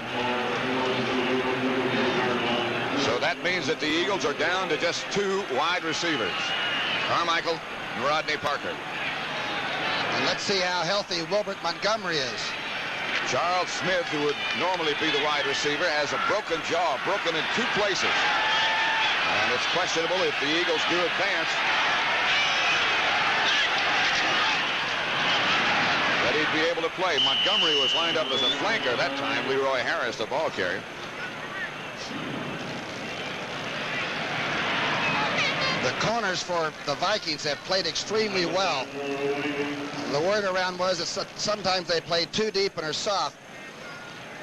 But I thought that Turner and Bobby Bryant both did extremely well, particularly against the run and when their receiver was in the act of catching the ball too. It'll be 2nd and 6 for the Eagles as they send Parker and Carmichael out wide to the right. And Jaworski looks outside to Montgomery. That one didn't quite develop. Mark Mullaney came out of the backfield with Montgomery that time. Good pressure by Duck White, the big #1 draft out of Oklahoma State a few years ago. Almost too much pressure, and a lot of people were following number 31 anyway. So it'll be 3rd down for the Eagles and 7 at the 37. Opening minutes of quarter number 3 at Veterans.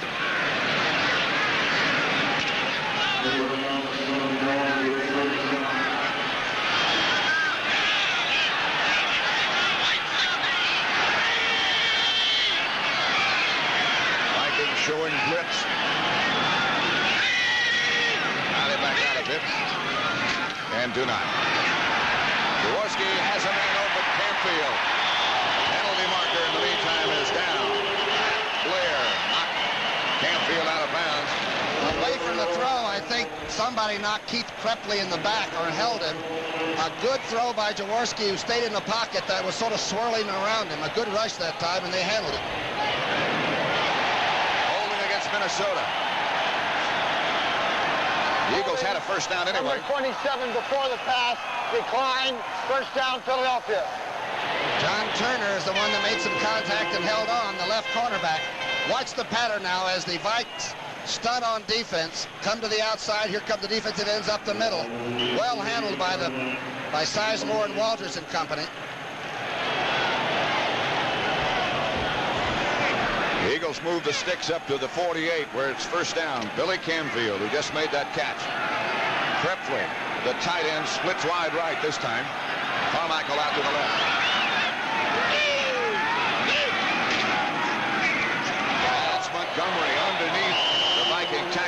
about 5. Scott Studwell and Matt Blair made the stop.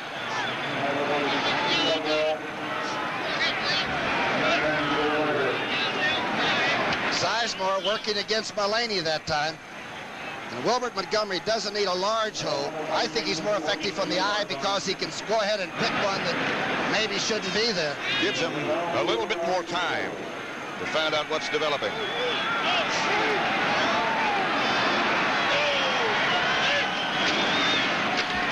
Harris breaks into the secondary of Minnesota. And he has another Eagle first down inside the Minnesota 35. Matt Blair again on the tackle. Good job by Stan Walters, the mammoth left tackle. You're looking at the right side of the line. Walters just turns Martin, I believe it is, to the outside. Doug Martin. Somehow they took Sutherland down inside. It's an over defense. And Sutherland stunted, and they cut off Duck White. That was a big hole. If that's Wilbert going through there, it might have been 40 yards. Like somebody might have made a mistake and stunted in the wrong direction.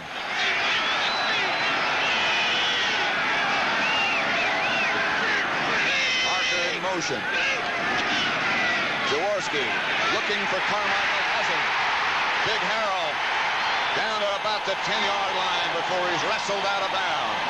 No markers down. Eagles first down. Jaworski got belted after he threw it. Watch the move he makes. He throws it early, and this time he takes something off and gets it there. Mullaney drilled him. A 6'8" mammoth receiver with strength. You can see Hannon and Turner both having a problem getting the big fella out of bounds. His 6th catch, 75 yards and the touchdown. Here's the legal chuck in between the zone, the up man and the deep man.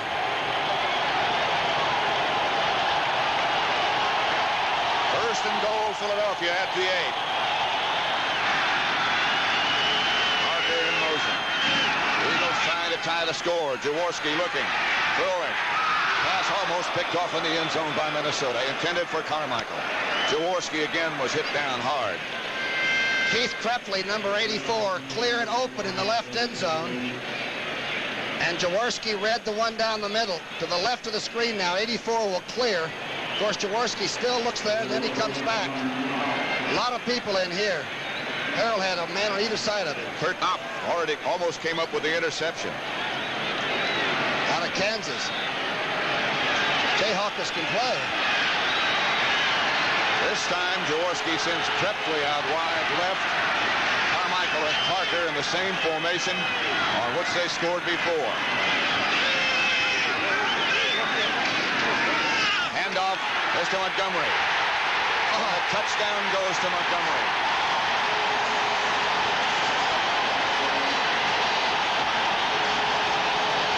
He's limping a little bit. He can't be over 203 or 4 pounds. From Abilene Christian College, a 6th-round draft choice. Last year, 1,500 yards. This year, a little over 700, and he has really been hobbled. But watch the effort. Touchdown number 9 coming up. He's tough. Excellent block by Woody Peoples. Helped that touchdown. Franklin ties the score at 14 in Philadelphia.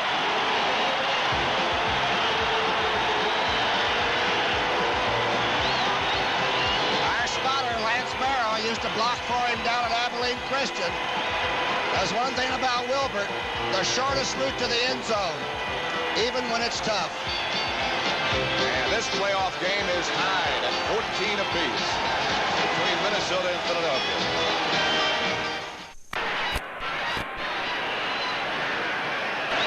The Eagles scoring drive. 8 plays, 56 yards. Montgomery scored a touchdown that ties the score with an 8-yard run. That's Scott Studwell, I believe, with the kickoff. And that's 2 short kickoffs in a row by Tony Franklin. That one almost didn't get airborne. There's Tony. A bit upset with himself. Again, Kramer is a tremendously agile quarterback. On the sprint out, on the roll out, when it looks like he's going down, he can really effectively pump and throw the football. Viking first down at their own 37. Score tie, 14 all. Doug Pascal is one of the running backs, and now he's the only running back. As Kramer is going to go right to the air. Screen pass set up to the tight end, Sensa. Outside the 40. Fumble.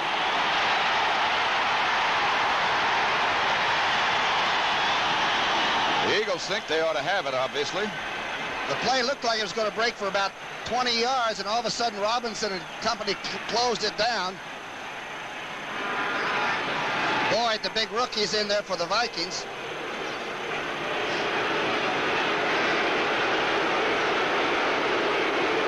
The 34 is chasing him. Kramer throws it back.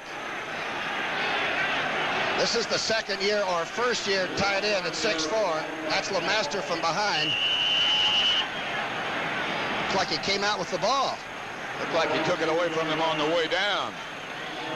Whatever we think we saw, it's still Minnesota ball, 2nd and 7.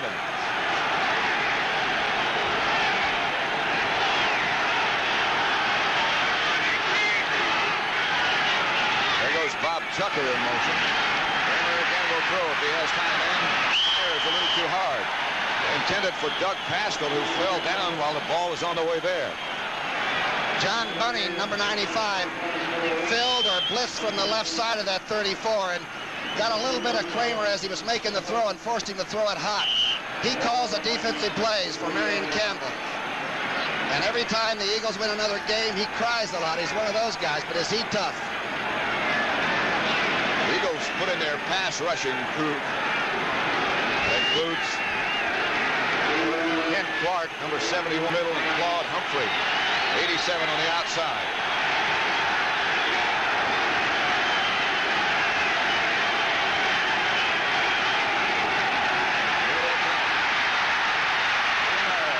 Has his tight end sensor again, but the Eagles, Jerry Robinson understands what's about to happen. Jerry Robinson left so early after he dropped back that Kramer is lucky it wasn't an interception. He is so quick, but more than that, he's really a good, solid football player. He's one of the best tacklers I think I've ever seen. Eagles fired up, and so is this crowd. Jamona back deep for the Eagles. Greg Coleman is the punter for Minnesota.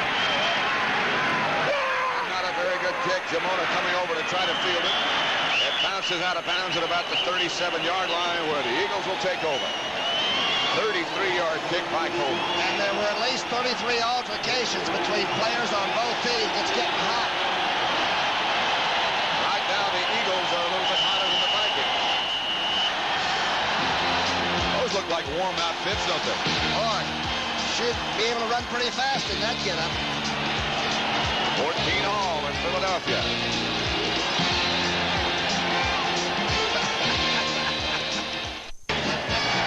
More of the NFC's divisional playoffs tomorrow. Starts at 3:30 p.m. Eastern Time. From Atlanta, the NFL Today folks will be there. And so will the Cowboys and the Falcons. Both teams are running hot, too. Those two teams can put points on the board.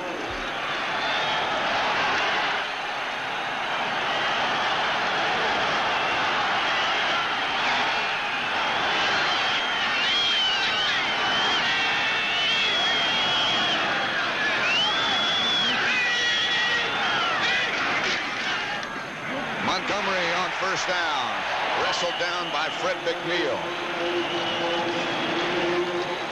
Remember, Wilbert Montgomery had a hip pointer, a bad knee, a pulled groin, got knocked out last week, and it looked like he was almost running into trouble waiting for something to happen. He looks like he's a little bit reckless today, even though he's still a little bit gimpy. 2nd and 6. At the 41-yard line. The score tied at 14 apiece.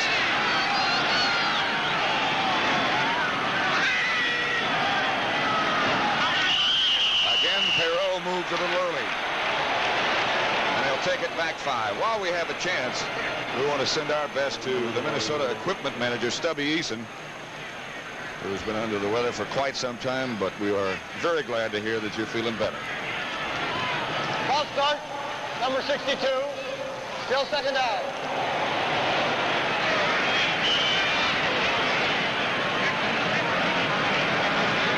Just came back up off the hand. Second-year offensive guard. And going to be really a good one. That's incorrect. It's 2nd and 11 for Philadelphia. Jaworski looks straight ahead to Montgomery, or straight under, maybe more correctly. And Montgomery gets to the 40. Matt Blair, the tackler. Now it's nickel time, and nobody's better at nickel defenses, I guess, than Jimmy Carr, who's back with Bud Grant. He will bring in 6 defensive backs and blitz half of them, but he's really a master at showing you something that you haven't seen before. So it'll be 3rd and 7.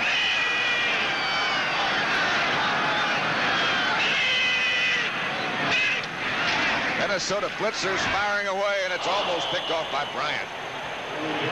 Intended for Rodney Parker. No, Keith Krepley, 84. Beg your pardon. Kurt Knopf came from the outside, the safety man. They do not switch, by the way, on the tight end. They play their side of the field, and if the end shows up there, they play him. If not, they play free. There's Kurt. Here he comes up on the outside, gets a good jump. Made Jaworski throw it badly. Guy Morris coming out to try to pick him up. Here's Runiger. This one not one of his best as Eddie Payton comes up and out gets away from the Eagles down in a hurry, surrounded. So Minnesota will take over. Unable to move in the second half the first time they had the ball. 27-yard kick is all by Runigers. In playoff competition at this stage, you begin to look for the turnover. Remember, the Vikings haven't fumbled and lost the ball but 3 times all year. 9:13 left in the third quarter. The score tied at 14 all. 28 degrees, a wind chill factor in Philadelphia of 10 degrees. And that's right. Whatever, no shirt. Whatever he's got inside would light a lamp for about a month.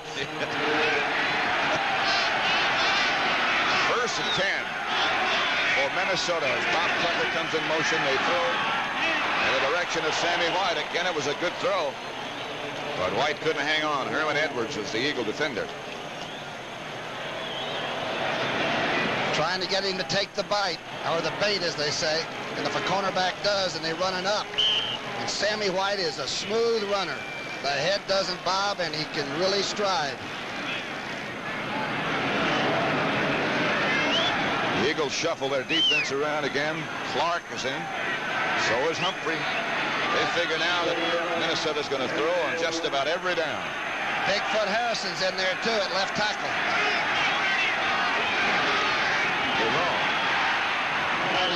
Doug Pascal, the rookie, gets about 6 yards before Humphrey takes him down. Remember when Osborne and Billy Brown and that bunch, they lived by the rush, the 5-yard rush at you all day long, and Bud Grant, even though he looks like he doesn't change, has decided the game of the 80s is going to be throwing it, and we're going to do it as well as anybody. And boy, they do load it up.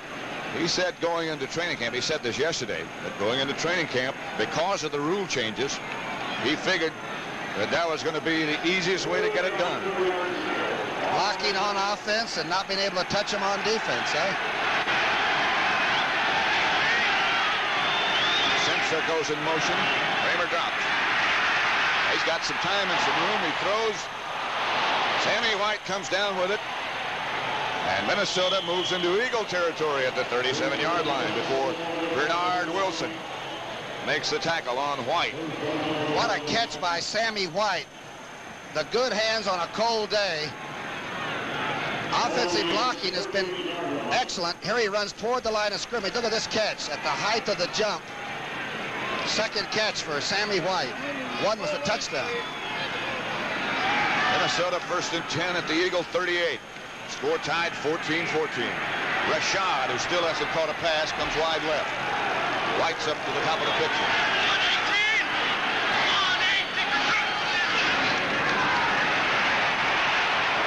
Intended for White again. And picked off by the Philadelphia Eagles, Roynell Young. First down, Philadelphia at their own 6. Good pass rush by Claude Humphrey, number 87. That time Kramer just skipped a little bit before he threw it.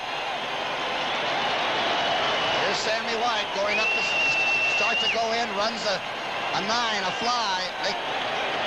Roynell looked back for the ball, got it under control. Some slight contact, but no flag.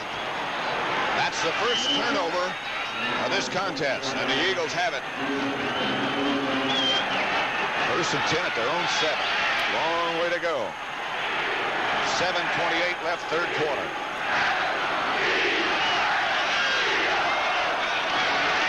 Montgomery is knocked down. His own blocker is knocked into him. Scott Studwell.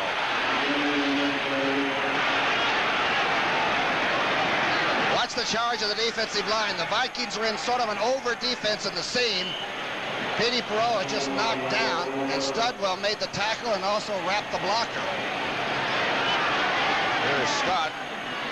What a year he's had. He led the Vikings in tackles, and I can see why. They say you can block him, but he's so strong he can take the block and then throw you off. 4-yard loss for Montgomery. Second and 14, back at the 4.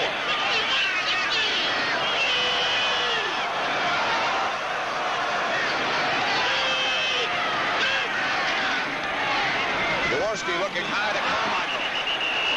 John Turner right there with him. Well, Turner got away with chucking Carmichael beyond the 5-yard rule. Jaworski quickly went out and complained to the officials about it. Pretty good call. Jaworski again getting some time now. You can see Peoples battling. Here's the throw. A little bit of contact between the young cornerback and Carmichael. Leroy Harris comes out. Billy Camfield into the Eagle offense. Jaworski will have to throw if he chooses to out of his own end zone. 3rd and 14.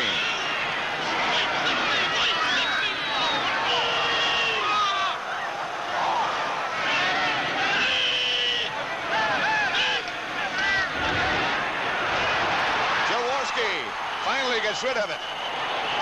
Safety. Intentional grounding out of the end zone. What a blitz the Vikings came with. And there was no receiver there. Nobody anywhere near. And Minnesota goes ahead 16-14. This is where they force you to make the mistake. They're stunning. They're coming with the blitz. Blair that gets close, and Doug Martin. And Doug Sutherland. Here comes Blair, 59, and Doug Martin, 79. They combine to take him down and cause the safety. So the Vikings go back in front by 2 this time. Schroniger about to punt it, and Eddie Payton back at his own 25. It's a free kick, huh? Right. Fields it at the 36. Eddie gets back just shy of midfield. Minnesota gets the football back. I'm wondering about the last offensive play, the pass play by Jaworski, why they didn't have some short receiver that he could dump the ball to. The pressure was obviously coming. Blair runs right over Wilbert Montgomery, and everybody's sort of running deep 15 and 18-yard routes. There's nobody to give the ball to. Give Blair half a sack. And Doug Martin half. It's cold here, but it's not that cold.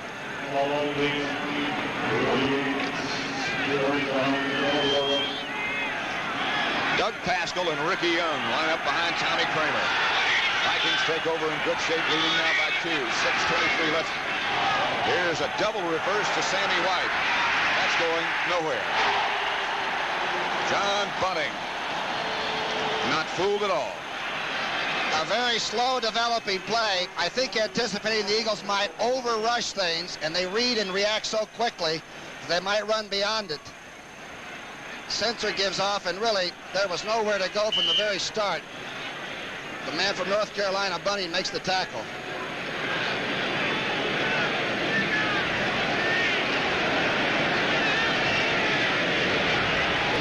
It'll be a loss of 6 yards, call it. 2nd and 16. Right end to the left. Ahmad Rashad Dodd, still without a catch, but wide to the right. And the four-man rush is in. Here comes LeCount and Moser. Passes to LeCount. Can't hang on. A little bit behind him, Herman Edwards. Big Vermeil over amongst his Eagles. I still think he has a loaded revolver in the dressing room at halftime that he waves frantically about, because when they come back out in the second half of many games, they are playing hard-pressed.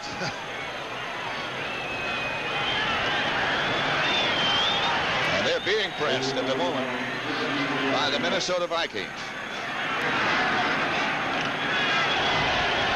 Attendance today, 68,434. A cold, but not as cold a day as the predictions had led us to believe they might be.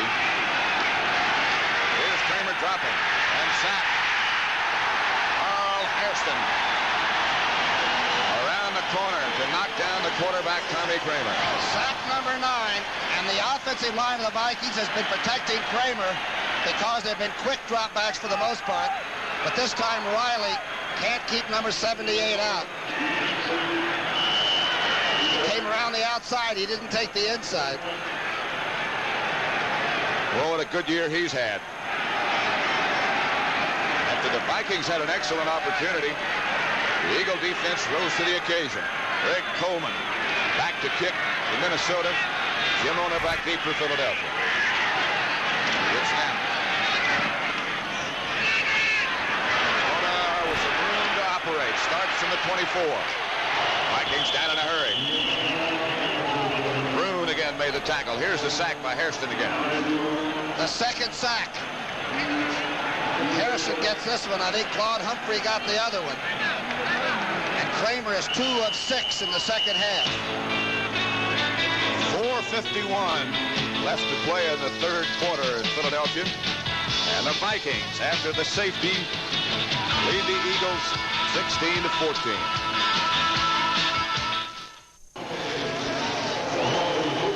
Pat Summerall with Tom Brookshier in Philadelphia. Tomorrow, it'll be in Atlanta as the NFC's divisional playoffs continue with the Dallas Cowboys against the Falcons. First and 10 Eagles. They send Parker in motion. And Jaworski's going to throw. Does outside to Leroy Harris, hit by Bobby Bryant after a couple of yards. Like Jaworski had second thoughts about even throwing that ball. He had to wait,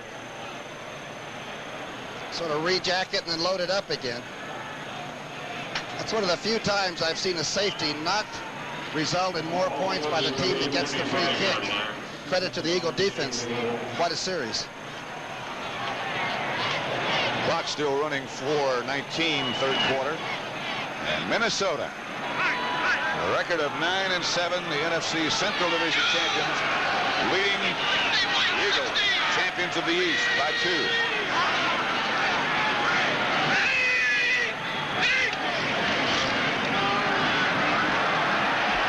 Jaworski in trouble, gets it to Harris, who can't quite hang on. It's hit by Keith Nord.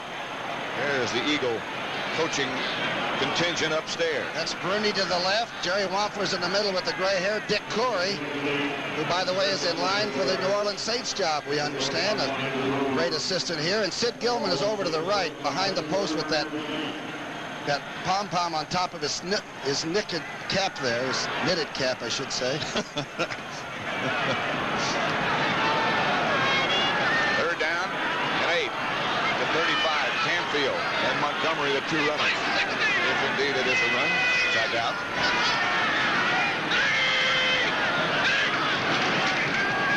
Jaworski firing for Parker. Willie Teal right back with him. Good defense. Good defense, and Parker almost came up with the leaping grab. The young Viking secondary, I think, has played exceptionally well. He got one chuck in, looks back inside. Now Parker has the advantage.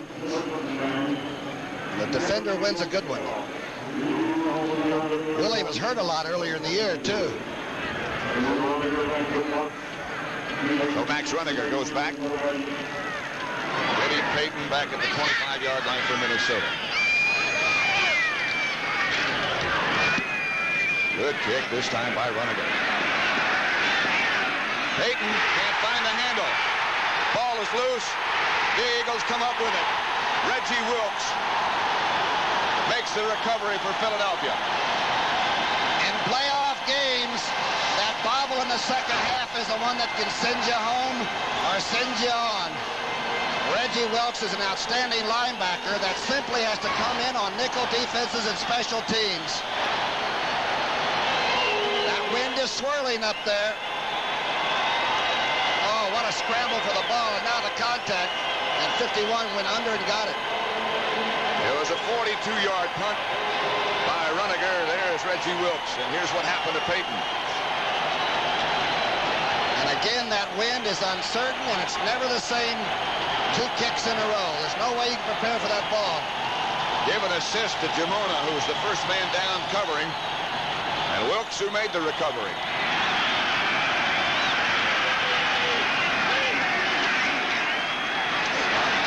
Carmichael has it. Turner up to stop it on a pass of Jaworski. Play started at the 18. Number 84 cleared into the end zone from a tight left formation. Krepley. Let's see how the blocking is. Good defensive play here. Let them have a few. They got 6 to Carmichael. That's his 7th catch. A big day after having some tough weeks with double coverage all the time.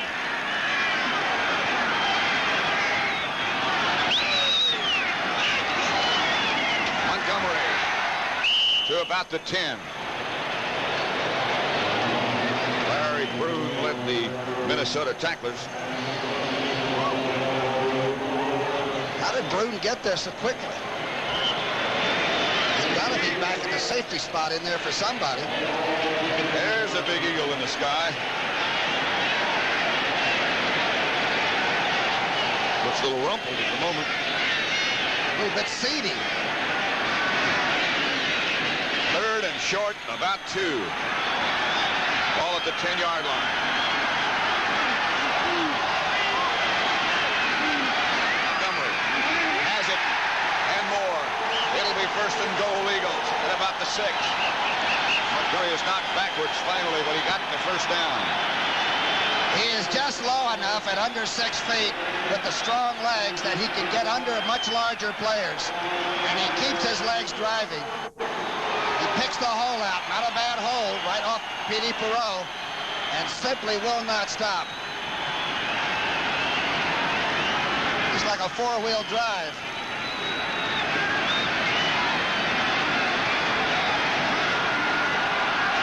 So it'll be 1st and goal at the 5 with a minute and a half left in the 3rd quarter. Minnesota leading 16-14. Carmichael in motion, gives back to Montgomery. Montgomery will score standing up. Leroy Harris with the key block. And a good block downfield by P.D. Perot, number 62.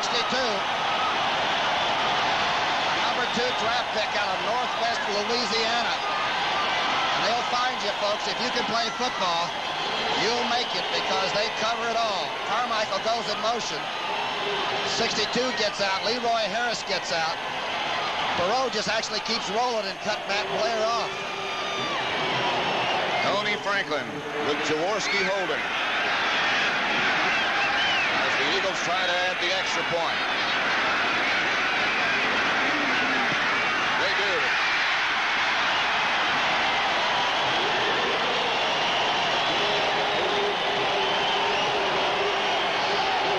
Montgomery now 59 yards on 20 carries, 2 touchdowns.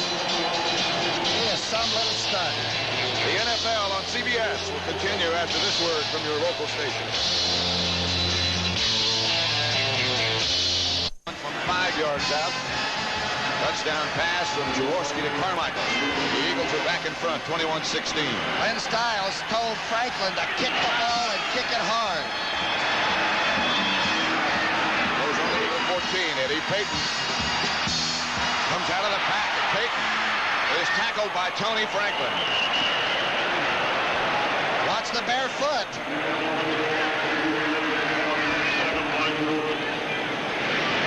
The short kick to what, about the 14? Right. Peyton is so dangerous. No penetration by the coverage. He didn't get a chance to get down beyond that 30-yard line, and he broke right out of there. Peyton gets him back to the 47, where Tommy Kramer and group will come out throwing again. Here's Eddie. A minute, 6 seconds left in the third quarter. Philadelphia ahead 21-16. Doug Pascal is the lone running back for Minnesota. He gets the carry, spins to the right, gets to midfield. That's all. Charlie Johnson.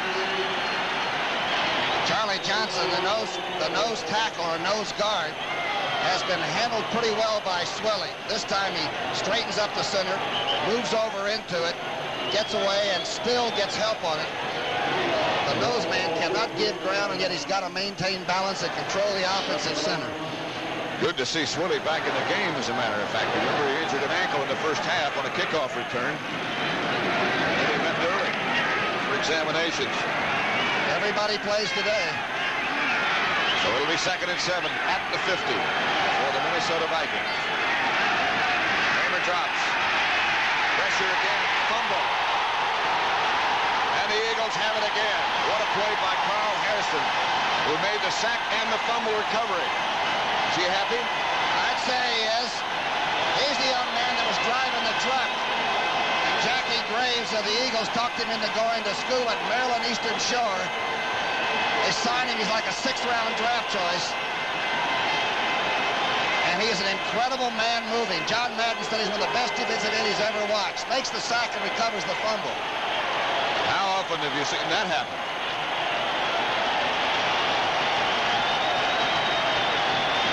Turnovers, all 3 by the Vikings in the second half. The interception and 2 fumbles. Boy, he was in on there quick. Jaworski brings this Eagles out quickly also. 1st and 10. 44-yard line of Minnesota. Here's Montgomery. Nothing doing. A fumble by Montgomery. And the Vikings get it right back. Kurt Knopf made the recovery. And what a tackle. And that'll take the wind out of the offense right now, at least for a short time. Montgomery covers it up. Sutherland, the Thrasher, is the one that forced it.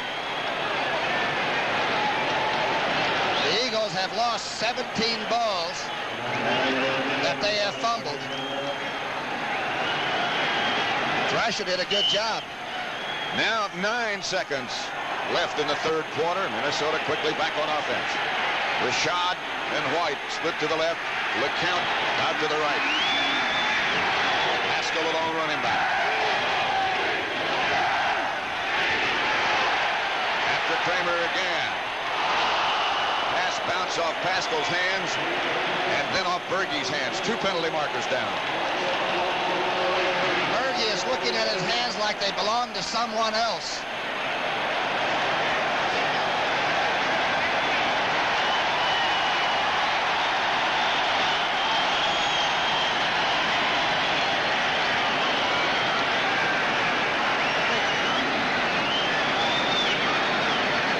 Are putting a lot of pass rushing heat now. Kramer almost has no chance. Double foul, offense, illegal motion declined, holding, 73, accepted. Still 1st down and 20. Ron Yeri for holding. Yeri is playing with 2 broken bones. He had a broken bone on his fibula and then broke the foot of the other leg, and still plays super sensational tackle.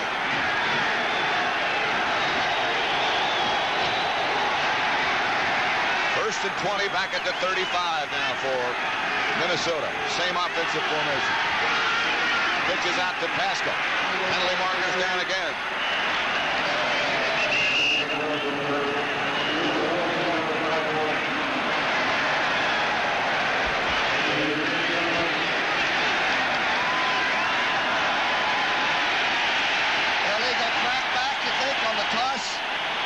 Either that or Rashad started too soon.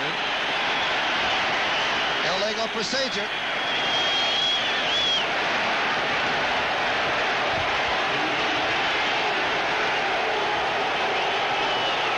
Stadium is rocking now. Carl Harrison is giving Steve Riley fits. 78 against the 78. Illegal motion number 28. 5 yards penalty accepted. End of the quarter.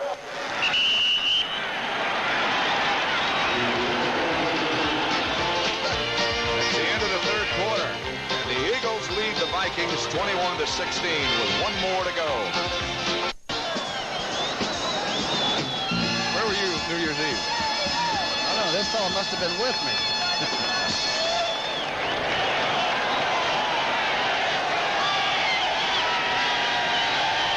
We should make it very clear that there is a 5-point margin, which is either 2 field goals or a touchdown.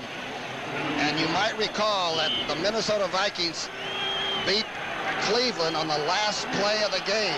Keep in mind, this is not over by a long shot. 15 minutes to go. One more quarter. And now Minnesota's operating from the shotgun, 1st and 25, back on their own 30. Kramer with time for change has Ahmad Rashad. And Rashad is near a first down. Randy Logan knocked him out of bounds. The first reception of the day for Ahmad Rashad. Rashad is so smooth that he actually makes Roynell Young turn and go upfield, and then he just slides off. Sometimes he's on his own. Look at this, how much room he has. Logan is still up the field, and Young comes from behind, and they have trouble making the tackle with the sidelines helping him. Caught 69 balls during the regular season. He's only had 1 day of practice in the last 2 weeks.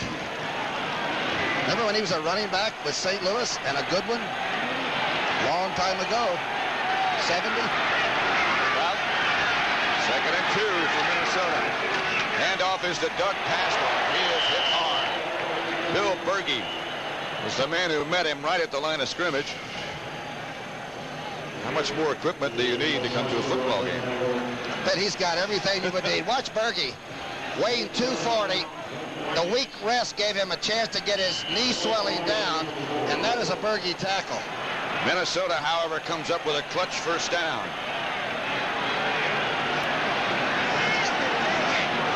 Wonder how long he had to work on that. Body painting. First down Vikings. Minnesota with Philadelphia leading 21-16. Here comes Berge out along with John Bunting. Pascal again, the lone setback. Pass rushes in. And off pitch out to Pascal, and Pascal breaks a tackle, has another Minnesota first down. Fumble. Philadelphia has it back. Robinson made the tackle, and the Eagles get it. 4 turnovers now. That's only the 5th fumble that the Vikes have made on offense all year long, the 17th game. A great play against the pass rush. The toss to the weak side. Reggie Wilkes is caught inside a little bit. Can't quite make the tackle. Pascal looks like he's going here, and Jerry Robinson forces the fumble, and Clark falls on it. So the Eagles get a break. As Clark gives them that possession. 4 turnovers for Minnesota, 1 for Philadelphia. Does Robinson make things happen playing defense? He is excited. 1st and 10 at the 30. Handoff straight ahead to Leroy Harris, barreling for about 4. Matt Blair stopped it. Just under 14 minutes left. It's almost inconceivable that you might be able to drive the length of the field. But if you do, you want to use up as much of the clock as possible. Still, 5 points is precarious.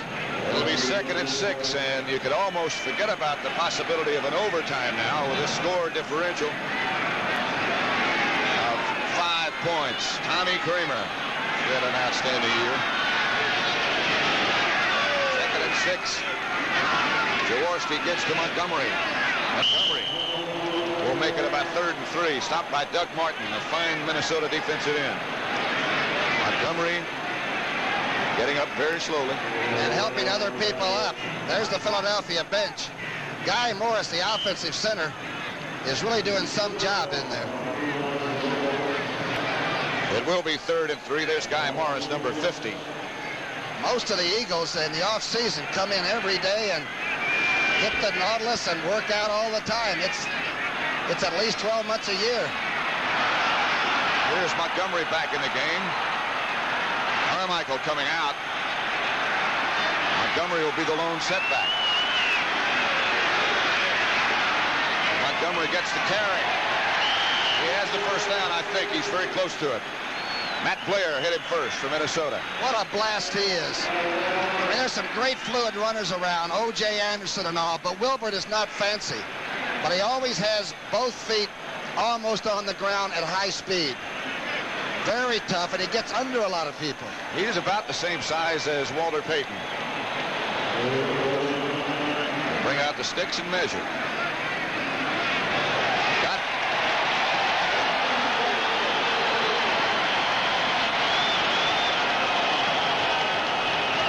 60 yards now on 22 carries. They have been tough yards, too. He saved the best to last. The 2 touchdowns are important. Scored once from 8, once from 5. First down, Eagles at the 41 now. The clock running at 12:18 left to play. Quick count, and again it's Montgomery. And again he is hit hard. Ball comes loose, but after he was down, Doug Sutherland out there quickly, and Montgomery really took a rap, and he's still down. What a tackle. From the inside position on the right side, Sutherland gets all the way out. The quick toss. Jaworski didn't use the clock all the way down. Watch 69 come all the way with help from Studwell again. Perot tried to get outside position and couldn't. 11:56 left to play at Veterans Stadium, with the Eagles leading the Vikings 21-16.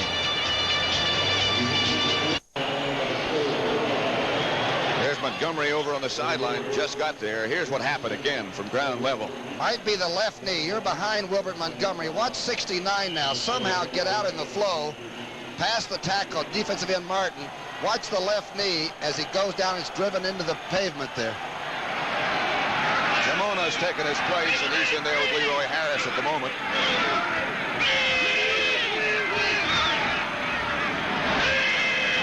Beg your pardon, that's Canfield who came up right behind Jaworski.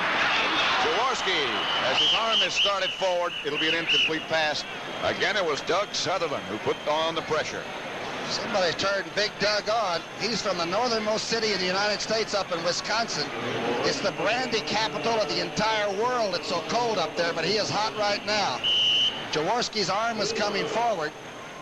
You see Guy Morris calling out the blocking so that Jamona could move up in and take the linebacker. Golden day in Philadelphia. Who gave you that stat about that being the brandy capital of the world? I was up there doing a ski show one time, and I found out. Third. 10 at the 41. Jaworski. Long count this time. Just got it off. This time he has time. Mullaney. Pass is picked off by Minnesota. They have it at midfield. Interception by John Turner, who's had a heck of a day. The under coverage. Turner picked it off. Again, Wilbert Montgomery leaving takes away the running game. Only the 13th interception for Jaworski this year. He's been very careful. He does not read the under back. Intended for Carmichael, but Turner well in front. John led the Vikings in interceptions this year with 6, and Minnesota will take over. 1st and 10 at midfield. We have 11:24 left to play in this divisional playoff game. 21-16 lead.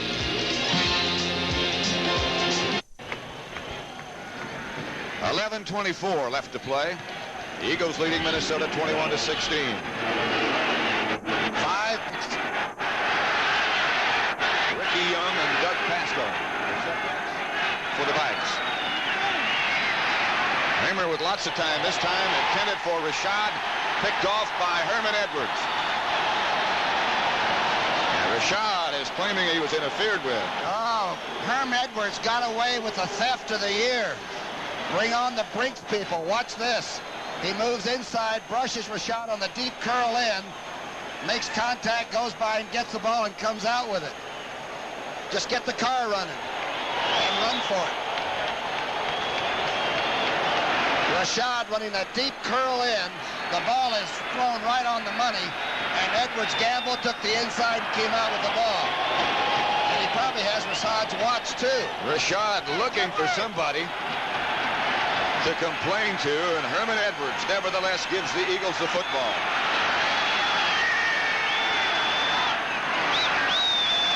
Parker in motion. Montgomery back. Wilbert Montgomery breaks out of the pack and gives Philadelphia a first down in Minnesota territory. We got the information that he had a slight concussion and he might be back. Wilbert's had a concussion for 2 weeks, but he's got the legs healthy today. Let's see how the blocking opens up. Sutherland to the outside. Perot handles him. Harris comes through. Good block. I believe it was Woody Peoples that drove the other tackle out of the way. Guy Morris dominated the man he was blocking.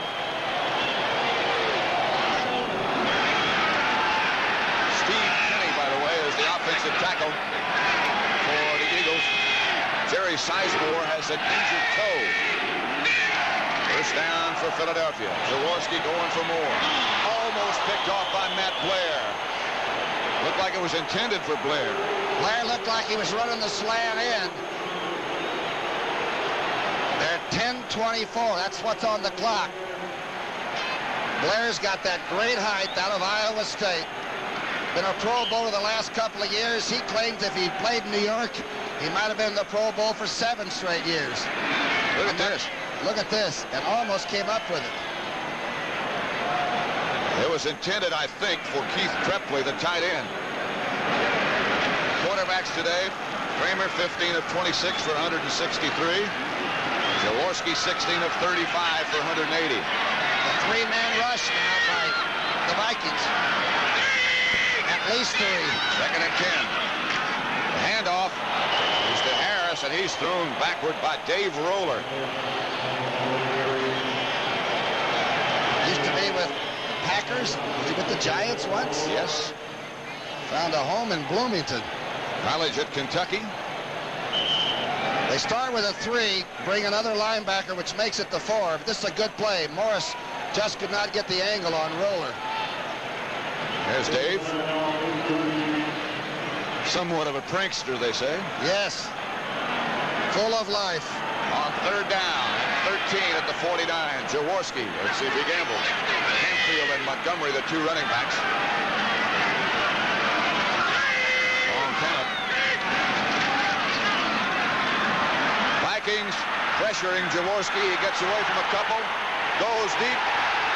It's picked off by Minnesota. Intended for Rodney Parker, and Tommy Hannon came up with it. Hannon came from nowhere to make the interception. Parker was open and doing the side straddle, trying to get attention. Movement by Jaworski, excellent in the pocket. Gets away from Roller after Sutherland. The throw is not that good. Look at this move. From Michigan State. Hannon can play with anybody. He's got the good reputation and deserves it. The Vikes with a long way to go now with 9:27 left on the game clock. They'll have it 1st and 10 at their own 15. Trailing by 5 points, 21-16.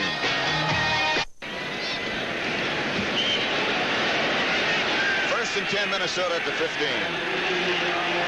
9:27 left to play.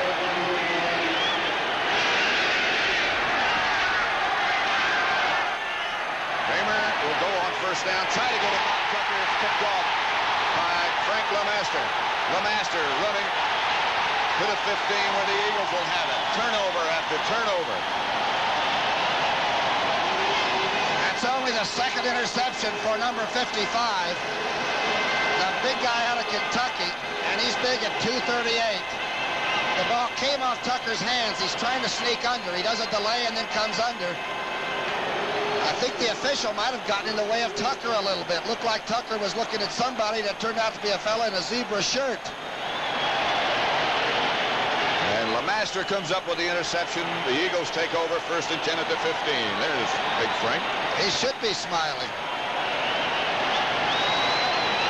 Let's see see if the official did get in the way of Tucker, who was delayed coming back across.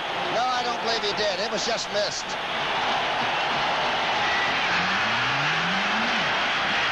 Montgomery slips down on the artificial turf, and the Vikings are there quickly. Loss of about 3. Minnesota with 6 turnovers down. And they've been so careful coming down the stretch. They had only lost 3 fumbles until today. And only 6 interceptions the last 8 games of the season. They've cut that down. Robert Montgomery is limping again. All the strain went on that left leg when he got back up. And here he comes out, and Jamona comes in.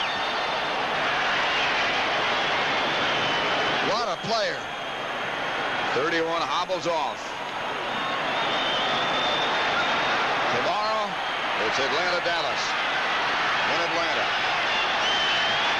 Jaworski gives to Jamona, and he gets nowhere, and is banged backwards. The Vikings were saying that they had recovered the football, but everything had come to a halt.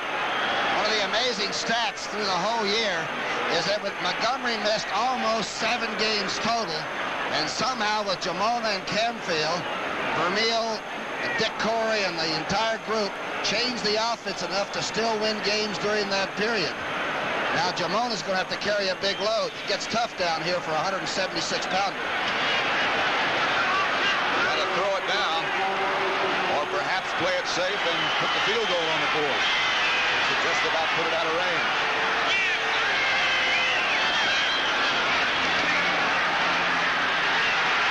For Crabtree. Incomplete with Willie Teal on the coverage over there with him. And Tony Franklin will come on. Crabtree made the adjustment on the ball. It was just too far to the sidelines.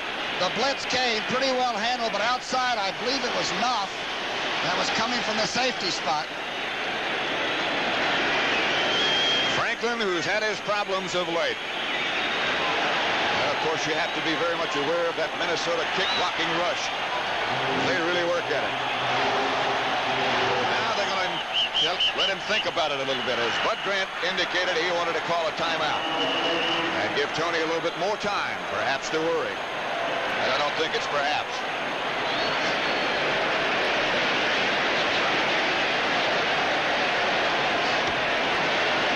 Against Dallas, he missed from 43, 27, made a 29-yarder, missed a 25-yarder, and made a 19-yarder.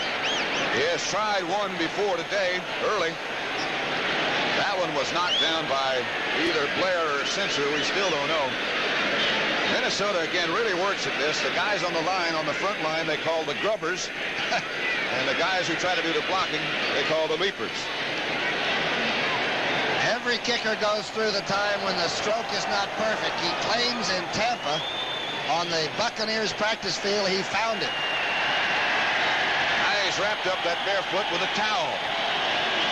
I wonder if that's why Bud Grant called that timeout, to let his foot get cold. Is that legal, you think? I think so. Devious. Made a pretty good tackle on a kickoff return. He's ready to go.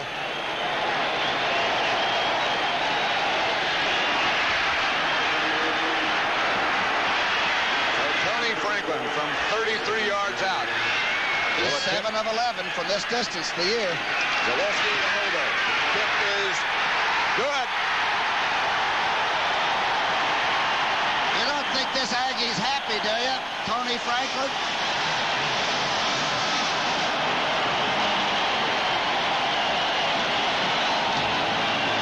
The Eagle lead is now 8 points. 24-16. Chuck Badneri just went over and said, good going. That's a lot. Good snap, good hold. And Franklin got... How many interceptions for...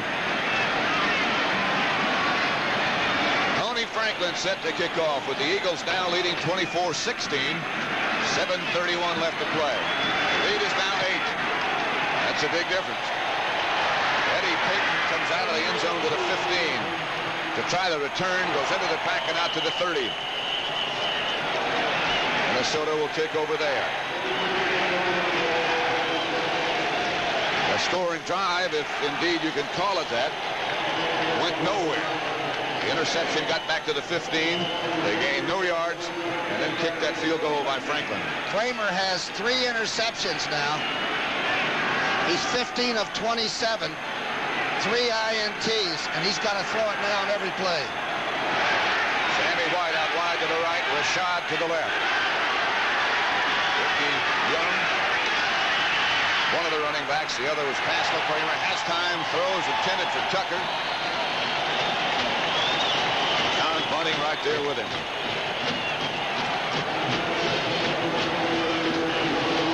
Just remember, this young man threw it to Ahmad Rashad in the closing seconds. About 8 people there, and Rashad came out with them, and Cleveland couldn't believe it. They took Houston to in the last game that meant nothing to the Vikings, right to the wall before Earl Campbell beat them late. This team will hang tough. So will its coach. 2nd and 10 at the 30. Kramer back again. Pass protection is adequate, almost intercepted, intended for White. Roydell Young with a diving effort. And it'll be 3rd and 10. The dangerous combination, Sammy White in the slot, Rashad outside, and that time Rashad cleared up and cleared rather easily.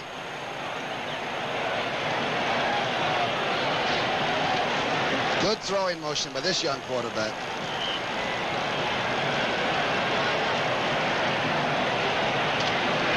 Imagine being a head coach at 29. That's when Bud Grant took over at Winnipeg. At 29, I could barely start my car. I mentioned before that only George Halas has more pro victories than Bud Grant. Kramer with good protection. Throws picked off by Herman Edwards. Edwards goes out of bounds. Ahmad Rashad, the intended receiver, but Philadelphia has the ball at the Minnesota 31. A free agent from San Diego State gets his 2nd interception. Herm was at California when Bartkowski and Ferragamo were there. He decided, well, I think I'll go to San Diego and play. A free agent that has done such a job with the Eagles. He doesn't have outstanding speed. He knows how to play people and their personalities, and he is super at it. Carl Hairston was shaken up on the play. Kramer has his 4th interception in the hands of Herman Edwards. Bud Grant still looking on. Jaworski comes out in good field position again. Eagles take over with 7 minutes and 2 seconds left to play. Wilbert Montgomery comes out. Minnesota bench at the moment a little bit discouraged, confused perhaps. But they came from 3 and 5. Must be a former player that I played with. Still in the game, looks like. Got his helmet on. Well, we found that Jaworski is tough late against Dallas. They picked up the blitzes, and he was able to get back in that football game. He is a very tough, rugged quarterback. Harrison able to make it back to the bench without assistance. And Jaworski has Leroy Harris as the only running back. 2 tight ends lined up on the right flank. Harris struggled straight ahead for about 4. Doug Sutherland led the defense. Tommy Kramer.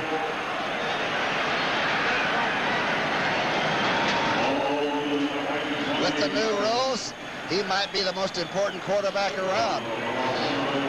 Of course, there's Fouts. And there is Jaworski, who had that outstanding year. And Dick Vermeil said yesterday at the press conference that Jaworski is going to get nothing but better.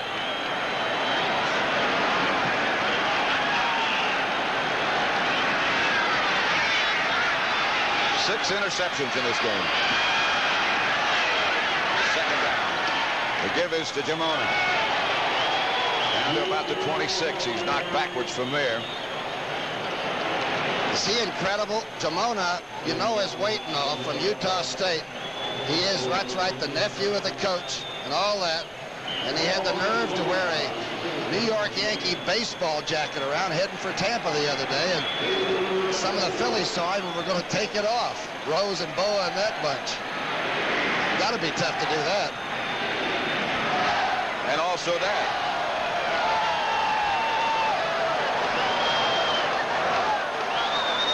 Give them a Rorschach, they would put the test back 30 years.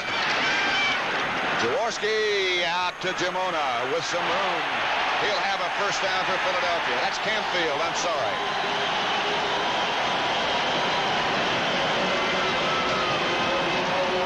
You know how many players you use to get in this position? Just like the Vikings, you use all 45 plus all the people that are on the injured list and standbys and that started out with you.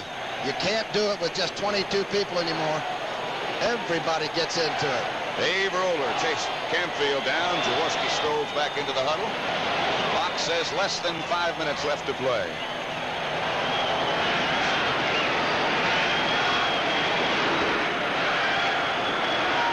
.24-16 Philadelphia. Looks like they're going to make it to the finals. Jamona straight ahead again on first down. Dallas visits Atlanta tomorrow. If Dallas wins, the championship game will be here. If Atlanta wins, it'll be in Atlanta. There's some great coaching staffs around the league, but I've said it before on the air that Vermeil's football team, when it takes the field, is the best prepared darn football team that I've ever seen. If they don't play well, there's usually a reason, but he gives them all the information they need to do it. And they don't have a bunch of superstars or #1 draft choices. They're a bunch of working guys.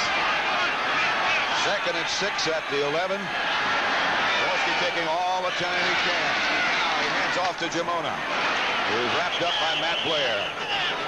Just shy of the 10-yard line. It'll be third down.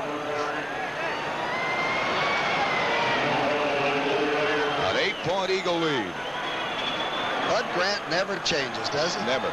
He ran me out of the dressing room one time and almost threw his quarterback, Joe Kapp, out at the same time because we were laughing before a game, and then he stayed around and did a 10-minute fill with me in the cold to show you what kind of a square guy he is. I was wrong, and I knew it, but he is a solid citizen, isn't he? I'm talking about Mr. Grant. He was terrific yesterday, fielding questions, not evading any of them, but not necessarily telling you what you want to hear. Leroy Harris barrels shy of the first down to about the 12, perhaps. Vermeil wants to go. Leroy Harris is hurt. Carrying the load, rushing the ball, tries to sort of do a veer to the outside. The Vikings are getting tackling like it's the first quarter. 4th and a foot, gamble and go for it. That's what they're going to do. Vermeil makes the decision. Some confusion and discussion. Matt Blair is really upset.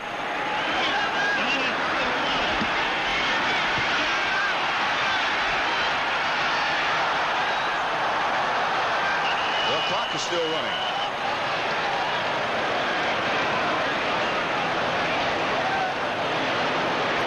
And I think that's what Blair was really upset about. Philadelphia, #1. Timeout. For the Eagles, they have 2 left. If nobody had called timeout, Blair is absolutely correct. They'll have to come back and put the time back on the clock. Blair's still talking and pleading his case. Don't forget, tomorrow at 3:30 Eastern Time, we'll begin with the NFL Today, followed by the Cowboys and the Falcons. Stadium clock here shows 2 minutes and 18 seconds left to play. And the Eagles up by 8 points. Decided no field goal. They're going to go for it. The Vikings never really established that rushing game. And when you really do have to tee it up and throw, even a great quarterback like Kramer on almost every play, against a defense like this, it gives up an average of like 13 points a game. You're in trouble.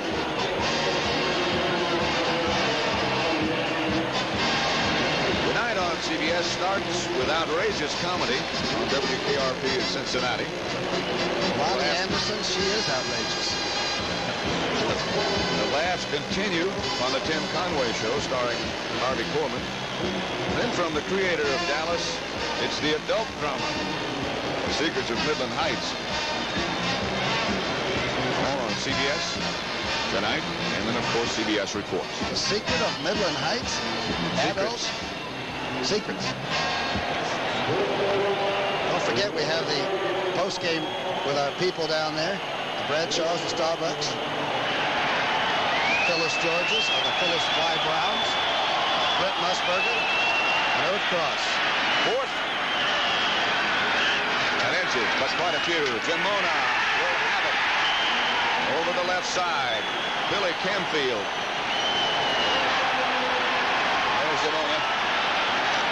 Billy Camfield might be shaken up again. Leroy Harris was hurt before, but he's going to stay in. 2-minute warning. And the Eagles will either be here next week or in Atlanta. Leroy Harris is a study. When he came to the Eagles, he wasn't sure he wanted to pay the price that Vermeil always asked. And he said, finally, I think I am an Eagle. 24-16, Philadelphia. Pat Summerall with Tom Brookshier at Veterans Stadium in Philadelphia. The Eagle fans delighted. Philadelphia's finest. Penalty marker down, and so is Jaworski. Henry Johnson, the man who hit Jaworski. Looked like it was somebody trying to clear into the end zone, got hay-hooked. Jaworski didn't want to throw that ball without having a wide-open receiver. Against Minnesota. Vikings at one time had a 14-0 lead. And it was 14-14, and then they got the safety and made it 16-14, and then the Eagles. Capitalizing on turnover after turnover. Enforcement, defense, half the distance of the goal line, still first down. The Vikings had established the rushing game 36 yards. And most of that was in that first half. I think that first touchdown by Philadelphia just before halftime was important indeed. The Vikings, of course, lost their leading rusher, Brown. He tried to come back and could not. Dallas, Atlanta tomorrow. Correct. Dallas wins, they perhaps come back to Philadelphia. No, perhaps. Dallas wins, they come here. Touchdown to Perry Harrington, who barrels into the end zone. And the Eagles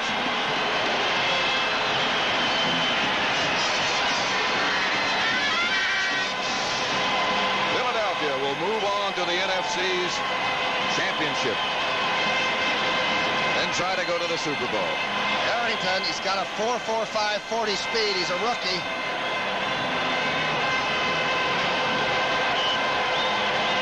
How much does the home field advantage mean? Is it worth at least a touchdown? I think it's worth at least 7 points now in the playoffs.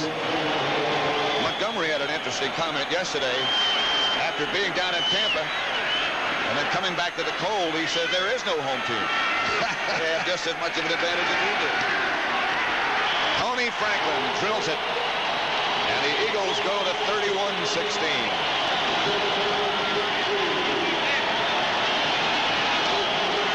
Sad sideline on the opposite side of the field. And a happy one close to us. Dick Vermeil and his Eagles will be in the NFC Championship game. Look at Scott Studwell. They can't play any better than they played. Especially no better than he played. They got $5,000. That's the payoff for winning this game, but I have a feeling that nobody was thinking about their checkbook. He won 10 games 2 years ago, then 11. 12 games this year, and he drives himself as hard as he drives that entire staff. Don't forget to stick around with us for the post-game festivities as far as the Eagles are concerned. Tony Franklin will kick off. 1:51 left to play. Vikings have 2 timeouts remaining. Eddie Payton back deep for Minnesota. It's 31-16.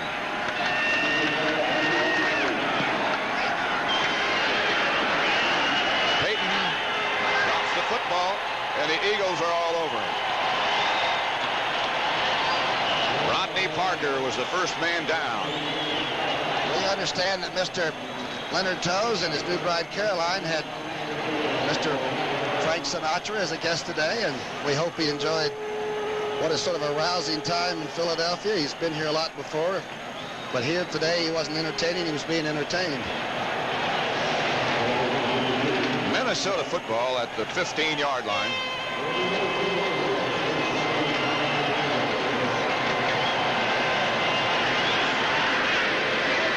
Bud Grant. Just the same, huh? When he was up 14-0 as he is now. Nothing but class.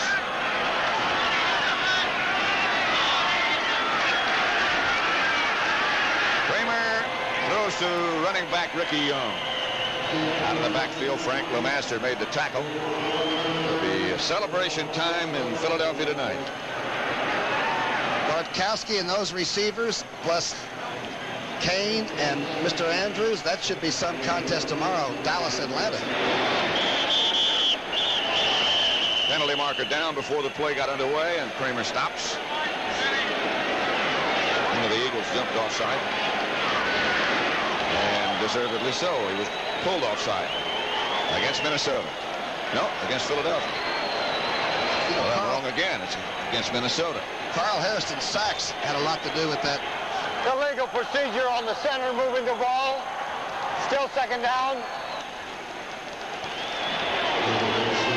Tunney has kept good control of this game, the officials. Huh? There are always going to be some that people do or do not like. The ball is a funny shape. Like someone said yesterday, can you think of another sport where the ball's not round? That's a mind-boggler. I got to think about that one. Bob Brewer made the reception. Al Chesley made the tackle for Philadelphia. Kramer and the Vikings in a hurry.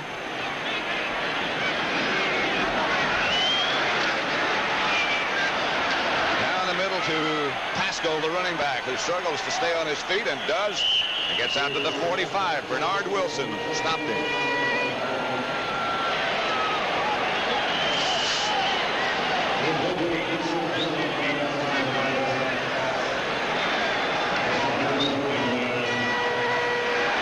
Pass intended for Rashad, almost picked off again by Herman Edwards. Executive producer Charles Milton on the third. Good to see him back. Yeah, nice to have him traveling with us, wasn't it? Robert Stenner. And the director, Sandy Grossman. Richard Craig, thank you. John McDonough, thank you. And all the rest of you. And we don't know where we'll be next week. Not till tomorrow. Kramer down the middle to Ricky Young again. Another first down, Minnesota. If Atlanta wins, the Eagles will travel to Georgia because they won the head-to-head matchup they had late in the year. Minnesota calls a timeout here. You know, he was the first special teams coach ever hired in this league. Dick Vermeil was hired by George Allen to be the special teams coach with the Rams. He was the first one. Don't forget to stick around for festivities after the game. Hey, we want Dallas. Hey, we want Dallas. Hey, we want Dallas. Hey, we want Dallas. Don't forget, Brent, you got to go to Atlanta. On the 5:45. Stick around for the interviews afterward. Dick Vermeil a little bit happier than he was at the end of the first half. The Eagles 31-16 at the moment. Vikings down to one timeout. 1st and 10. at the Philadelphia 44. You know what Bud Grant said yesterday? That of all the teams he's watched, the Eagles are more prepared to play at their best over the whole season as any team he saw the entire year. Deep intended. Receiver, number 87, Kevin Miller. But no chance. Those horses, by the way, we're not preparing for the Woodward Stakes or anything. Those are police horses. They bring them in just because if the fans do pour over and go over the barriers, somehow the horses seem to cool them down. Somehow. 19 seconds left to play. There's that Eagle fine linebacker, Jerry Robinson.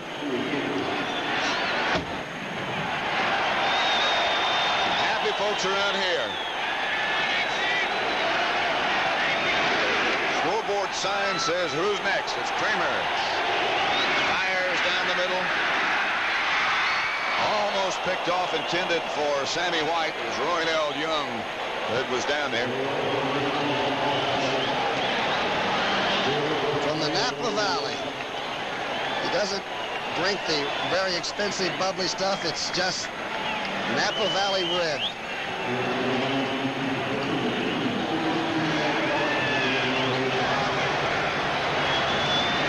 Well, you know, no matter who they play, whether it's Atlanta or Dallas, they're going to be prepared. I bet the Eagles head back for Tampa on Tuesday. I was about to ask you if they were going to do that. Go back down and use John McKay's facilities down there, which I understand are about as good as you can have. They are excellent. And nobody got in the pool either. He worked the heck out of them down there. 3rd and 10 at the 44. Kramer in the direction of White. Stops the clock with 6 seconds to go. There's the Eagles owner, Leonard Toews. Closest to you. Jim Murray, the general manager, on the other side of him.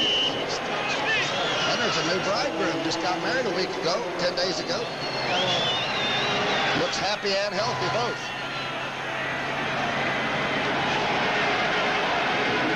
And I guess he must be wealthy. He's got a few. Can't beat that combination.